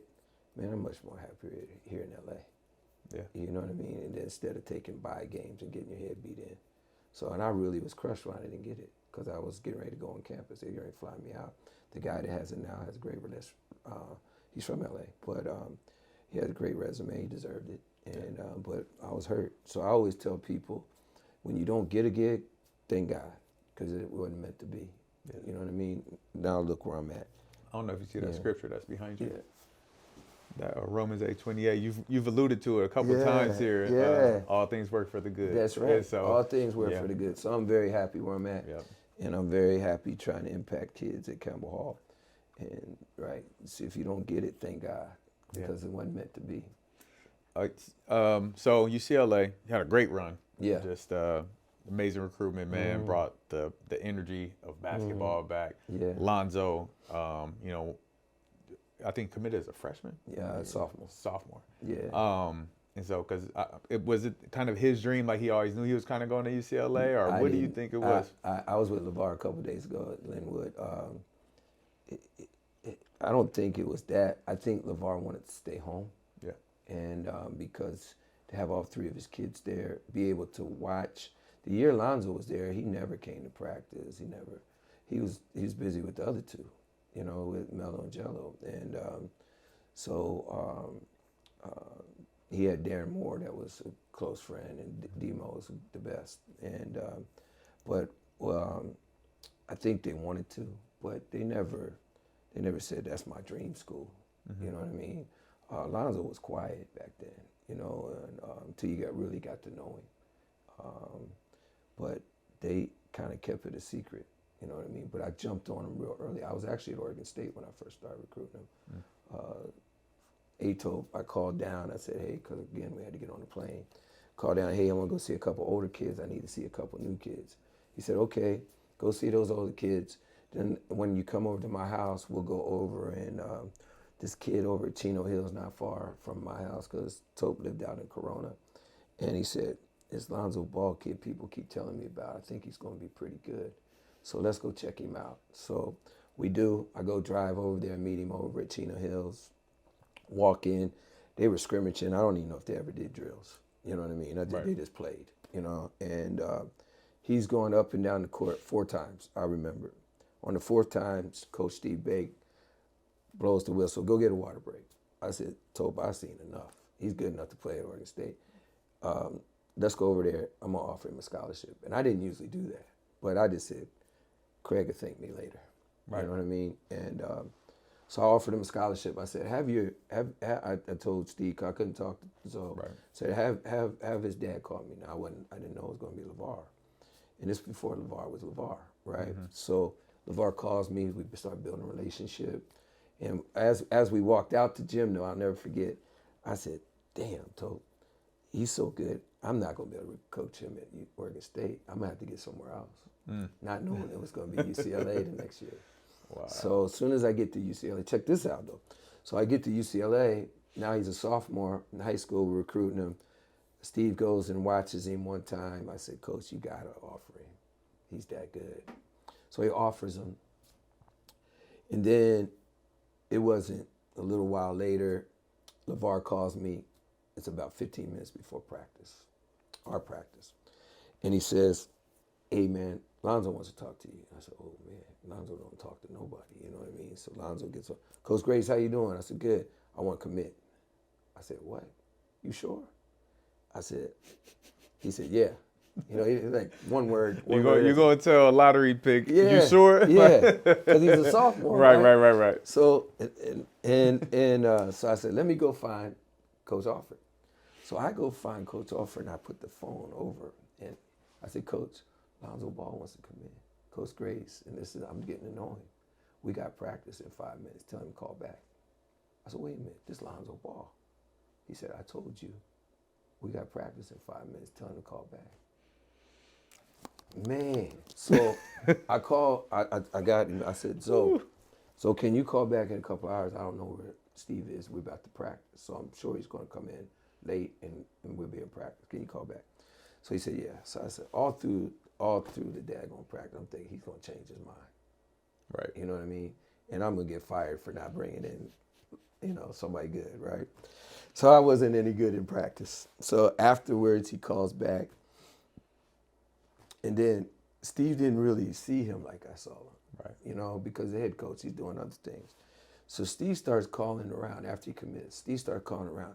Did we get the right kid? That's the paranoia of UCLA, to make sure you get the right kid. You know what I mean? Is USC on him? Stuff, all kinds of stuff. Who else is on him? Which wasn't a whole lot of people, really. Right. He's a sophomore. Yeah, he's a sophomore in high school. So I'm like, you're not going to take my word for it? Right. You know what I mean? Is this your first year? First year. Oh, okay. First year. I don't know him, So, and he was keeping me uncomfortable. You know what I mean? So the rest is history. And he comes and we go 31-5, break all kinds of records, Right. and had a chance to win it all. So we beat only team to beat Kentucky at Kentucky and Arizona at Arizona in the same year. So that's what tells you what kind of Love team that that team. was. Yeah, I remember that. Yeah. That's when Aaron came off the bench. And He's kind of started. With Aaron had to score a lot in high school. He didn't have no help. Right. So I don't know if you know this. I coached him his sophomore year. I didn't know that. Yeah, at Campbell Hall. I was an assistant coach, or the associate head coach at Campbell Hall for a year, and Coach Aaron and so. So you're right. So he had to score, right? Yep. He was a bucket. Yeah, he junkyard dog, man. I love Aaron. Yes. And so Aaron comes in. He has to score for us too, and we go 15-17, and stress is in the air because you don't have losing seasons at UCLA. Yeah. At least back then, for sure. So with stress is in the air. And then Lonzo comes in the next year and changes everything with the pass. It wasn't Aaron did the same thing because a year later, Aaron goes to the draft. Right. And they're both still in the league. So Aaron was amazing, and a great kid, and I love him to death, but it just changed the whole culture with the pass. And that's why I try to tell my Campbell Hall kids, is we. You know what I mean? We used to have to tell Lonzo to score. Right. Get on him to score. But that wasn't his mindset. And then Aaron saw that, and Aaron was helping to score too. We started them both at the same time too. You have 2 point guards on the floor, you're hard to beat. Yeah. And we have that a little bit at Campbell Hall now. So, but it was the dynamic of the pass, the dynamic of the we. And everybody loved to, with Lonzo and then with Aaron, they all got along. They all loved each other. TJ Leaf, they all hang out. Ike Anabugo, who got drafted too and then had surgeries on his knee. And the list goes on and on. So that was a special group. Just amazing time. And the most assisted team in the country. That tells you a lot. And real close from a couple percentage points to being the highest scoring team in the country. And to be able to coach that team. They did not, they didn't play much defense, but we didn't have to back then. We just outscored. First one to 100, yeah, right? Yeah, first one. They played enough, So those are great times. So you had small stints at Cal and Vanderbilt following that. And what your time ended at UCLA? Yeah.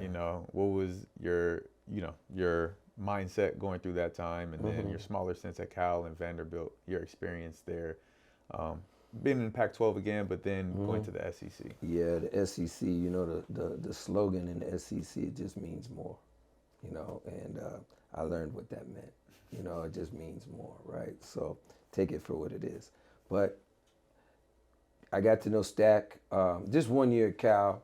It was actually a relaxing year because I wasn't under the scrutiny of UCLA. Yeah. I didn't know why King was going to get fired after only 2 years. So, and I stayed in the retirement system at Cal and UCLA because same system. Oh, cool. Yeah, so I was getting invested, and and my wife loved the Bay because we was in USF, and just made sense. Stay in the Pac, go work for White King, who's a great guy. They just didn't give him enough time. We had players coming in. I had players, right? Coming in. We were going to load it up, but just didn't have time. I was only there 1 year.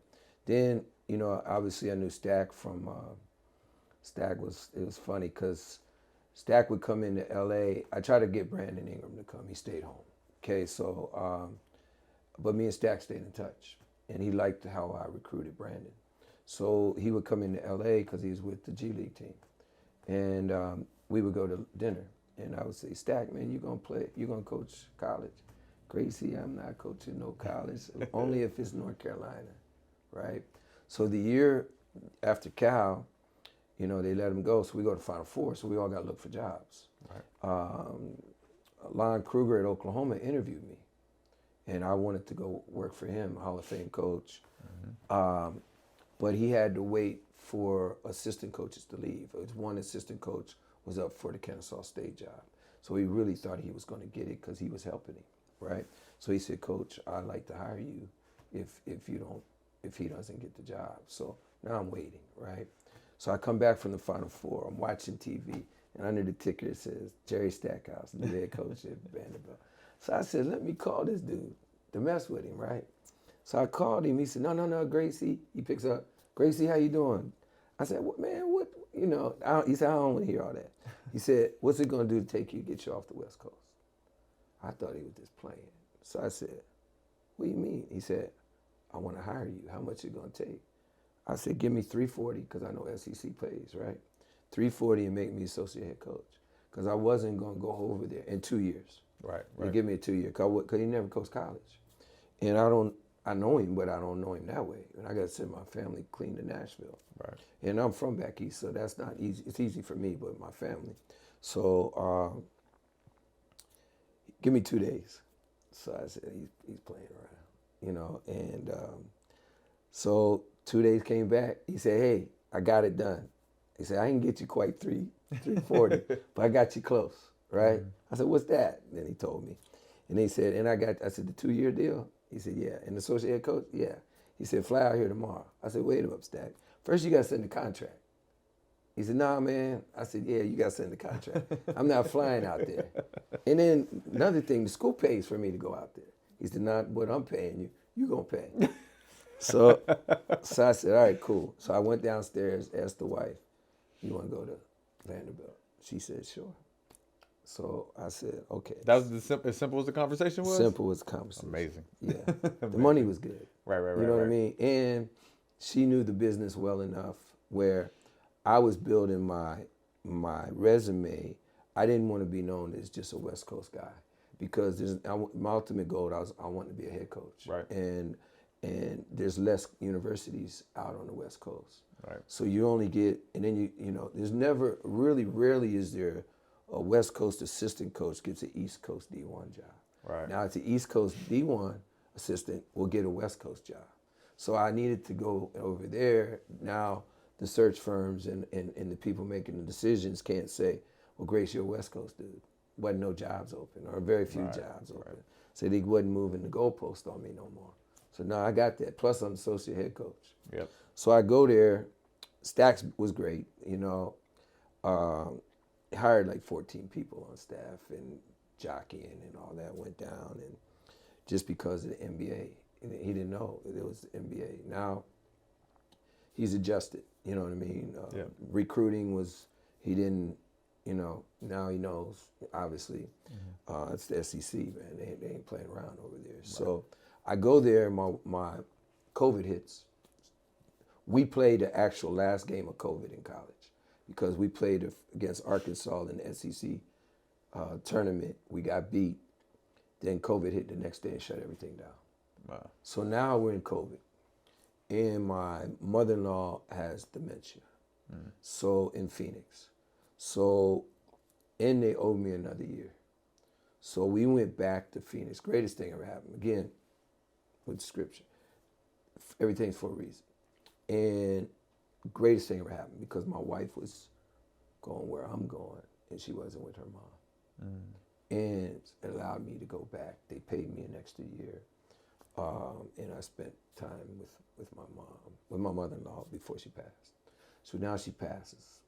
So now I'm looking for employment. Pandemic's, COVID's about over with. It's still here, but we're back to normal again. South Carolina State opens. I'm going for that. My mom and my sister live in South Carolina, so I want to get back over there with her. And it goes well. Search firm likes us. They said, hey, coach, this weekend we're going to get you a ticket. You're going to go interview in person. That Friday, they decided to hire the guy that got there now, so I don't get it. So it was a D2 in North Carolina that interviewed me through Zoom. Wasn't really wanting to go there because the setup wasn't quite right. The AD calls me back, coach, you're not going to stay. You know what I mean? You're going to go back to D1 as soon as you get a chance. I said, that's not true, but that was his belief. I said, because, again, I'm back near my mom. I'm not going to have to leave. And then Centennial High School calls me and gets involved with high school back in Phoenix last year. And I wanted to coach. You know, I love teaching. So they offered me a substitute teaching spot and coaching spot. And we went to Final Four, lost by 1 to the eventual champs. So had a great year. Happy. Got an AD and a principal that I love. They treated me right. Couldn't really pay me though. They could, I'm making $140 a day and a $4,600 stipends public school. Yep. And I can't live off of it. So I'm telling them, hey, get me a teaching job. Problem is school's so good, teachers aren't leaving, so it wasn't really a spot. They're trying to, they offered me the driver's ed teacher that made 25, so I can't live off of that, So then Dinos Trigonis calls me, hey, Campbell Hall's open. I said, yeah, man, they can't pay me enough to live in LA, you know what I mean? And he said, I know the AD, and tell you this is another thing about relationships. He said, Grace, I think you know him too. I said, I don't know who that is. Chris King. I don't know who Chris is. And he said, why don't you just check it out? So I'll call him and tell him you're going to call him. So I called him. We talked for a while. Then he says, hey, hits me back. I'd like to interview you. So I officially interviewed through Zoom. During the interview, I helped his son in his recruitment back when I was at UCLA. He's a good player, but he wasn't as good as UCLA. But Dino's called me a long time ago, say, hey, Grace, can you call over there and help him? I said, sure, I'll help him. Wow. And I forgot. So during the interview, he said, don't you remember you helped my son? Now, I don't know what I said, I don't remember. But you helped him. Yeah, but I helped him. Man. And then Chris and I hit it off. I went to another round of interviews. We talked, and obviously I'm here. So, and he's amazing. He's a great guy. He understands basketball. He played it. Yeah. It's very important for young high school coaches and other coaches. You're only as good as your administration. You know what I mean? It's just the way it is. And I did my homework on Chris. Chris has been amazing.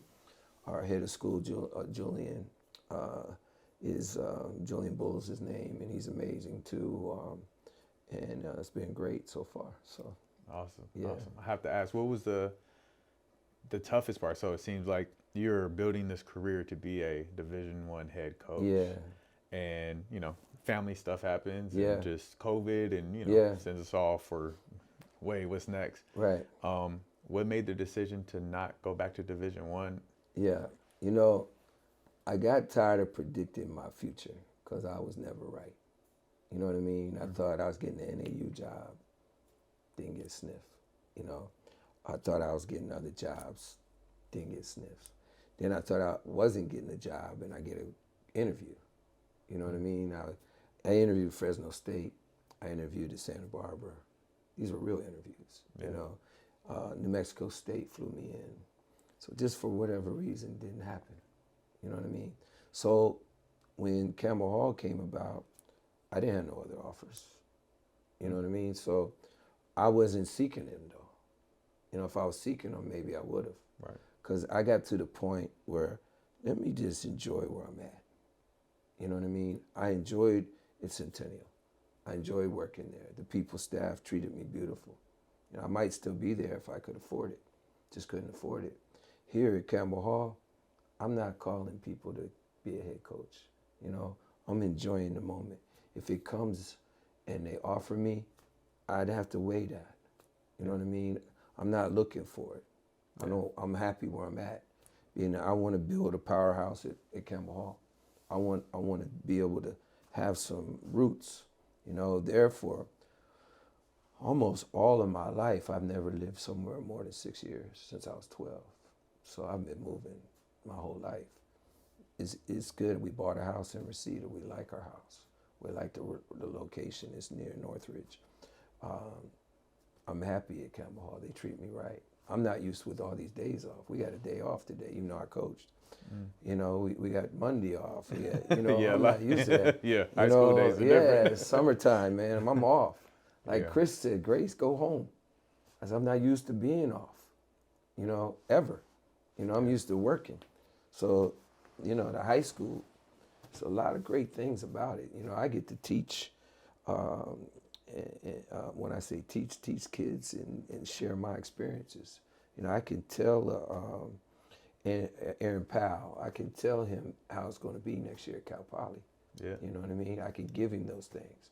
He doesn't quite know or realize it, but I said, these are the things that's going to get you in the game, because you got to get in the game, because if you're not in the game, they might put you in the portal, no matter what it is. And you go in the portal without any stats, now you gotta hope people been watching you. Yeah. You know what I mean? Because it's a business up there. It's a whole different world. These parents don't realize that. Yeah. I have parents calling me early. They don't do as much anymore. What Division I school my kid going to? Well, I don't know if your kid's D1 right now. Right. And you have the transfer portal. They don't understand that either. They're taking 20 and 22-year-olds, 23-year-olds. I told Aaron the other day, I said, Aaron, what if Cal Poly, after the season, gets a 24-year-old and he plays your same position? Are you going to be able to deal with him? Or are you going to sit behind him? That's just as athletic as you, and he's way older than you, and he can get to the same spots you get to. Now what are you going to do? So now you need to learn how to play defense. You got to have concepts, defensive concepts. You have to understand offense. You got to understand how to be a point guard and come up off of it when it ain't yours. All those things he's got to learn, and he's doing a great job, and he wants it, and he's going to get there. But you have to tell him those things, because I don't think other people are, And he's been very receptive, been amazing, you know what I mean? So hopefully that gets him to air. And then the other kids as well. He's just an example that I'm using. But a very gifted kid, very talented. But he doesn't realize that could happen. Yeah. You know what I mean? And I want him to beat the 24-year-old. I don't want him to sit. And that's where our relationship grows from there. I said, I want to see you reach your dream to the league, but you got to be able to get to Cal Poly and play. You know what I mean? 100%. And while you're at it, let's try to win a championship so you can put that on the resume. Yeah. That I'm a championship caliber kid. So, along with all of our other kids. Yeah, so, absolutely. So Campbell Hall has a rich history, right? Yes. Just with basketball, the holidays. Yeah. Just players coming through over time, and you stepping into that legacy. Like you said, you even know Toya in the holidays and recruited Aaron, and like so you've been in that gym before. Stepping in there now with this generation, with the team that you have, sure, your first year, and so you inherit some of the things, right? Some of the culture. You're developing the other part of the culture. What part are you looking forward to the most through the end of this season? Well, as we continue to grow, we played the roughest schedule, no doubt, probably in all of CIF and probably the country as far as playing for state high schools and not prep schools. So, and we've grown from that, and we've gotten so much better, not just on the court but off. Kids liking each other. They want to win. They were hurt last night on the 2-point loss to Windward. We thought we should have won. They were done last year at this time. They were 0-4 in league, and they was ready to put the uniform away. Now they have opportunities to get to win the league still. If we win out, do well in CIF, maybe win it, and then have opportunity to go to state. So the winning concepts. They haven't done that much in the last few years at Campbell. Understanding how to win, wanting to win as a team, getting the disease of me out of them, and it's we instead of me. What can you do for the team? And learning those concepts as well. And then I think that helps you later in life, on and off the court. The disease of me, explain that. Like, how do you get rid of that? So, It's not easy, not when it's ingrained. right. You know what I mean? The bench helps. Put a kid on the bench. Yes. That really helps. You know what I mean? Especially when they're not used to having it. That's the last resort. You tell them, in all of my 14 years as a D1 coach, I never recruited a kid that didn't win. So you got to do what's for the team to win. I'm not taking a kid that's not winning. I don't care how good he is, because if you don't win, you're gonna get me fired in college. All right, I need winners. Yeah. You don't have to score 24 points. Like I told the kids last couple of nights ago, how many points did you score last year against Brentwood? They can't tell me, and then nobody cares. Right. You know what I mean? But did you win? Did you win? That's who cares. And college coaches are looking for guys that win, make winning plays. I played Andrew Powell against Brentwood, never scored a point in the game, but we don't win without him. Didn't score 1 point. Had rebounds, defended, guarded, and he made impact plays to win the basketball game. And that's what college coaches go to look for. Yeah. Okay? If you score 26 points and lose, there's another thing. If you lose the game and then the next day you got a mixtape out, that's me. Because you're telling everybody in the world, hey, it wasn't me that lost, it was my teammates that lost the game. Look at me, I hit that jumper. I scored 26 points, but you lost. But why would a college coach want you? Yeah. You know what I mean? That's me. Look at me. Now, if you win and you do the mixtape, we send it off to colleges. Hey, are you winning? Are you winning? Are you winning? So that's what I try to sell to the kids, because that's reality. That's reality. Lonzo Ball, how many points he scored in high school? Helen Miller scored all the points in Jello. Right. Lonzo didn't score any. Had a lot of assists though. Yeah, and will go down as one of the best. And there's been a lot of them, but he's right in there with the rest of the PGs that come out of UCLA. Yeah. Oh yeah. And didn't have to score. You know what I mean? So that's what the disease of me, But it ain't their fault. Heck, they you see it every day on social media. It's the society that we're in. It ain't their fault. I'm with the kids. I'm teaching them, hey, let's put that aside. Let's put that aside. Get the disease of me out of me, and let's go we and watch it grow. They were really hurt last night. They didn't win the game. That's the first time I've seen them really hurt, and that means we're growing. Yeah. That means we're growing, and I'm very proud of them. We've come such a long ways, and it ain't funny. And they're really, really listening to what I have to say. And I tell them all the time, it ain't me, man. I'm learning from, Lute Olson was a great mentor of mine. He teaches me a lot, taught me a lot of me. All my mentors in the Air Force, they taught me. You know what I mean? My dad, my mom, my family, my wife, they teach me every day. I'm just relaying it to you. It's not the David Grace disease of me, thing. Is something that was I learned so I could share to you. And they understand that, you know what I mean? Like Steve Alford taught me a lot, Craig Robinson taught me a lot. Everybody's taught me a lot along the way. So great mentors along the way, Boo Williams, Ato Onema. We can go down the list. A guy named Ron Goodwin, who was my supervisor at the Air Force Base, tremendous leader. His background is human relations. So my last 6 years in the Air Force, I was human relations specialist. So I actually went to a really great school called Defense Equal Opportunity Management Institute, where I learned human relations. So all those things I try to share with them and get that out of them and share the basketball. So that's a little bit of a key to your recruitment too, is that training. and that development inside the Yeah. Air Force there, where you're a human specialist. Yeah, yeah, And that connectivity and all yeah. those things. That's good. And you know, as we go, you know, that's exactly what we're selling and what we want to do. Yes. I have to ask this because I have to believe it's tough. You did it at the college level. Everybody's a 4 or 5-star Yeah. high level player at UCLA, Vanderbilt, those places.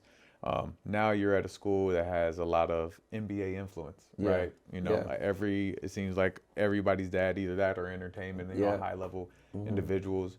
How do you manage the parents and their expectations Yeah. with them being a part of the Well, basketball world? I tell the kids, you know, your parents are highly successful. You know, they do an amazing job at what they do. Create your own path. Be you. You know, if you want to go behind them as far as in their field, that's amazing. Do that. That would be awesome as well. But also be you. You know, very highly successful parents. I have great parents. I really do. That they understand what I'm trying to do for their children. At times they get a little, you know, we all do. You know, I'm a parent too. I would do the same thing. You know, they're thinking about their child, and I think about everybody's child. But for the most part, they're great. And just to really try to set a picture for them to say, this is where your child is. Can we get them to here? Can we get them to here? Can we get them here? Do I know everything? No. But if you want to play college basketball, I have great experience of that. You know, because what I looked for in a kid, you want them to look for it in the kid and get them. So, and then we look about the different routes. Like one senior I have, he's young. He really, really got a chance to be good. But he should be a junior. Okay. So I said, you can go a couple routes. You can go preferred walk-on. Get 20 pounds on you, 25 pounds. Work hard in the USC, UCLA, or you know, anywhere that's a high level, and you might have a chance to play down the road. You might not. You roll the dice. Where you could transfer, okay? Or where we can get you maybe D2, get you in there, put 25 pounds on you, 15 to 25 pounds on you, muscle. You mature as a kid, you understand concepts more. You might want to stay there, but you might have opportunity to move up. That's the landscape nowadays. So let's build that. I'll call every college coach you want me to. Whether you think, you know, one parent wanted me to call Santa Clara.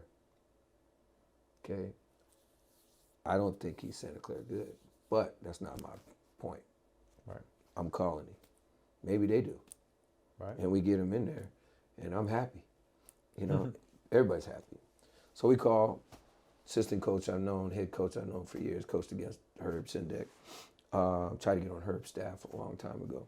So I call and they don't have a spot. But that don't mean they don't have a spot later, because they can have some transfers. Right. So nobody knows, right? So, but he told me, he said, well, hey, we'll watch, we know who he is. They didn't think he's quite their level as well, right? So that don't mean I'm not calling for him. So we're building those things. And if they want me to call Andy Enfield, I'll call, you know, because that's my job to do that, to help them get to where they want to get to. But we have to be realistic too. Yeah. You know what I mean? We have to. Yes. I'm not going to call. I'm going to call over there, but I'm going to say, all right, Andy, this is how I feel.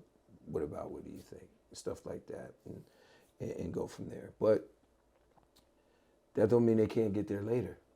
Right. You know what I mean? And that's where we're at. Scottie Pippen Jr. Yeah. He's like, man, the jump from that kid's junior to senior year, and then college to the NBA was just phenomenal. Well, I got to coach him at Vanderbilt. Yes. And I always tell people he's the best 3-star recruit I ever coached. Just amazing. Never got sped up. When I would, in practice, I would coach a team and Stack would coach a team. I always wanted him on my team. And then we would talk trash to them, the West Coast, East Coast, because we had that little flavor going, right? And Aaron Naismith, who's in the league, he'd be there. But you just cannot speed Scotty up. He's going his pace. He's going to do it his way, and he's going to go. And I haven't seen his little brother, but I hear he's coming on strong too. Justin Cahoot. Yeah, you just can't. It's the same way. Yeah. It's like, man, like a year ago, you weren't even nowhere near what you're showing now, and they just take that jump, man. Very true. Yeah, no, very true. You better go get one of them Pippins, that's for sure. No, coaches see the development, see where somebody's going to be, have those eyes to see that they can just get better in a small amount of time sometimes. Yeah, you know? Scotty had committed to Vanderbilt before we got there through Bryce Drew, and then but he hadn't signed. So as soon as I get the job, and Stack, he was the first kid we went to see to make sure he signed. And then, I had KJ Martin commit. And then he changed his mind and went to IMG, and now he's in the league. Yeah. So just think if we'd had him too. That would have been fun. KJ, a great kid, another great kid. Oh, yeah. Awesome. But a lot of people didn't see his potential. Yeah. And then jumps out the gym, but, still learning the game. And now what he's doing in the NBA is amazing. So I'm really proud of him too. But yeah, we made that journey real quick to go get Scotty, because I said you better get him. Yeah. Smart move. Yeah. Awesome. So we're going to move to the next segment of our show called My Rushmore. Okay. All right. This is your Mount Rushmore. It's going to be your top 4 coaches of all time. College coaches. Top 4 college coaches of all time. Well, you can't go wrong with John Wooden. UCLA Bruins, so I'm partial. I love UCLA. Lute Olson, to do what he did, never been assistant coach. Go and take Long Beach State to new heights, get the Arizona job where nobody wanted it, you know what I mean, and change it into a national power, what it is today. Arizona wouldn't be where it's at right now without Coach Olson. Partial, he's a great mentor of mine. And then Bill Self is an amazing coach that people don't realize, for have him to do what he does. He understands high level coaching, and he's done a great job at Kansas. And I think the world of him too. And there's the last one this is so biased. I'm biased in this because there's so many great ones, so many great coaches. So I'm kind of thinking of which one I want for the last one to be. But you got to throw Rick Pitino in there. Now Rick and Bill Self, they've had some issues with personnel. We're talking basketball coaching. Yeah. But basketball-wise, yes. Those guys win, man. Yeah. Those guys win. Look what he's doing at St. John's. Look what he did at Iona. Look what he did at Louisville and Kentucky, and you know what I mean. And, all those 4 you can't go wrong with. Gotcha. Yeah. So my mountain's a little different. Got some similarities, but John Wooden for sure. Like this. Yeah. Growing up, knowing John Wooden stuff and all that. I actually coached with his nephew. Wow. Tyler just I'm a big Wooden fan, just on life and his personal development and how he approaches the game. Right. Like I literally show the kids how to put their socks on and tie their shoes every year. Wow. I'm just like, hey, that's what he does. Because these kids tie your shoes, kids. That's right. Very true. Please, goodness gracious. 2 would be John Thompson. Yeah. Because his impact on the game from a cultural standpoint. And, I should have put him in there too. He's amazing. Yeah. Read his book, and man, I knew about him, but didn't know what he was doing at that time and the things that he was up against, and just breaking down barriers for Black coaches and winning, and doing it at a high level. Yeah, I read his book too, and it really helps me winning off the court, because he talked about that a lot on how he turned the program around Georgetown. Because I lived in that area then, right? So. One of his players, Jeff Bullis, went to my mom's high school, so I followed him because of that. But to have the off the court talks in that book. So when you bring it up, you're right. So that's good. Yeah. Yeah. And then I'm going to go with Roy Williams. Yeah. So I lived in Kansas at the time when he was at Kansas, right before he went to North Carolina. And then, extended North Carolina. I like how he sees the game. Yeah. I like the pace he plays. I like how he let his players play within that system, and did an amazing thing. And a lot of pros. I know him well, and he's been very nice to me. And you don't have to, you know what I mean. And so that's a good one as well. And lastly, I probably have to go. It's changed because somebody asked me this question some months ago, but I have a little better perspective now. I gotta go Coach K. Just his dominance of a blue blood over time. And it just seems like those guys are close. The brotherhood, like that thing, and that they're a brand. Just seems very strong, and been lucky enough to be in the gym with a bunch of Duke guys, and they all are good people. Like they just are really solid humans, and to recruit those dudes and to play at that level and produce what he did over the years. And he should be. I'm from Maryland, so Maryland Duke area. No, you good. Yeah. Hey, it's your Rushmore. That's right. My Rushmore, not the Rushmore. But you're so right. He definitely deserves on there. Yeah. Awesome. All right, our next segment, I didn't tell you this earlier, okay? It's called Fix the Net. You get the ball here. You get to one thing that people either think about you or something in basketball that you say you just want to come clear about. You want to fix the net about. That's a good one. I think I have had success as a recruiter. So people label me that, but I love X's and O's, and I like to be known as a coach, and so like my staff, we go through scouts. We do scouts like we do in college, and putting the puzzle together and the game plan together, and because I used to have to do it too, and then people would say, "Oh, Coach Grace, he's the recruiter," but they didn't see me stay up all night and do the scout for the game and get scrutinized by my head coach. You know what I mean? And I'm like, daggone. They didn't see that part. So I'm fixing the net when it comes to, I coach too more than just go get them. You know what I mean? So that's it. Dunk the ball, fix that net, baby. That's weak, man. There we go. I thought it was just going to slide off of there. Absolutely. And this is where we flip the script. Yeah. This is your podcast. You got two questions for me, anything in the world. All right, so after hearing my stories of being a college coach, I think you do an amazing job in your area of middle school kids, and you're still around the high school level, and you do an amazing job with that. But would you still like to go, if your family wanted you to do it, would you still like to be a college coach? Never, ever. The plane trip one, just like my quality of life is so important for me, and it would have to be after my kids are out of the house. So not within the next 16 years, I would not want to be a college coach because of the commitment to that. Jay Hart.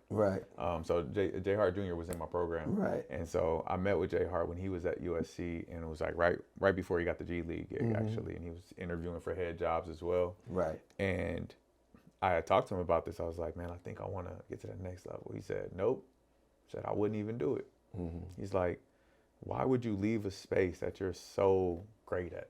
He said, you are great in this middle school space. Like, we need people like you here. That's what you need to do. He said, I always got you. I'll always take care of you. But you're not going to coach college. It's like, all right, well. And from that point on, I was like, I'm not probably ever coaching college. High school, maybe one day. NBA is all, being in the NBA somewhere. Not necessarily coaching, but in some capacity, always seemed fun. But college coach, absolutely not. More power to those who have done it and those who will. And not for me. What brings you the most joy of basketball? Oh man, the most joy of basketball. Man, there's so much. I love to see people improve, and I love to believe in people's potential. And so seeing somebody who knows very little about basketball, has very little skill, and taking them to a place where they're confident and playing to their fullest potential 2 or 3 years later. I bet my money on kids. Like, I tell coaches, like, okay, you see him right now, and they're 8th grade and they can barely walk and chew gum, and I'm like, he's committed to the gym. You're going to want him, and eventually seeing them go to college or being that dude. And there's just been multiple, where coaches literally are like, oh, I can't believe Todd thought this. I'm like, yeah, he's a senior. Just wait till he goes to junior college. Like, because of the work ethic and seeing the potential in people and seeing them grow is amazing. Because I don't think anybody believed in me like that. And so I'm like, and I got good. Like, I was a late bloomer. I didn't get good until I was done. I was 22, 23. And that's when I got good at basketball. But I didn't have the guidance and the information that I have to give to a kid. Crazy. That's the key right there. That's it. I got the guidance. I got the information. I know how to get you from this point to the next point. And so please give me a kid who doesn't know how to do anything at 11, 12 years old. Yeah. That's amazing feeling.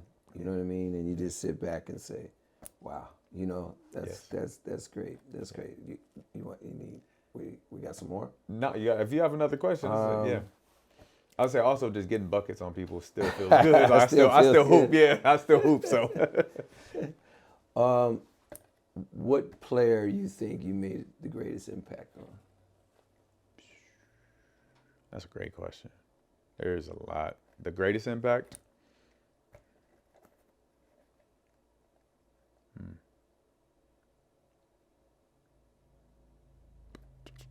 Probably Roman Fisher. Plays for Heritage Christian right now. He's a junior. Roman's been with me since his 7th grade year, but he held back in 7th grade during COVID during that time as well. So, and it's basketball, great. Life. The kid is super focused. He recently got baptized like a few months ago. The things that I tell him, the information I'm giving him, I saw a lot of me in him, right? That I'm able to give him that guidance, to get to where he wants to be now. And he's just a great kid, awesome family. The mental focus is on a different level. He eats good already. He doesn't party and do, like, he's just so focused on basketball and his dreams and his goals, and treats everybody nice and is unselfish on the court and embodies all that. And so just because I'm around him all the time. He wakes up with me to go train at 5 a.m. 3 days a week at least. Just those little things. And so probably the biggest impact both on and off the court overall. So, that's big time, man. That's good stuff. I'm looking forward to seeing him if we play him. Just to say hello to him. I want to see.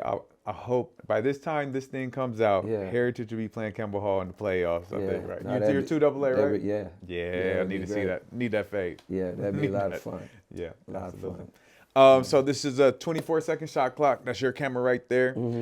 Just let the people know where to find you and any message that you have or anything for them to look forward to. Okay, you can find me on all my socials. I'm on social media and also through Campbell Hall. I'm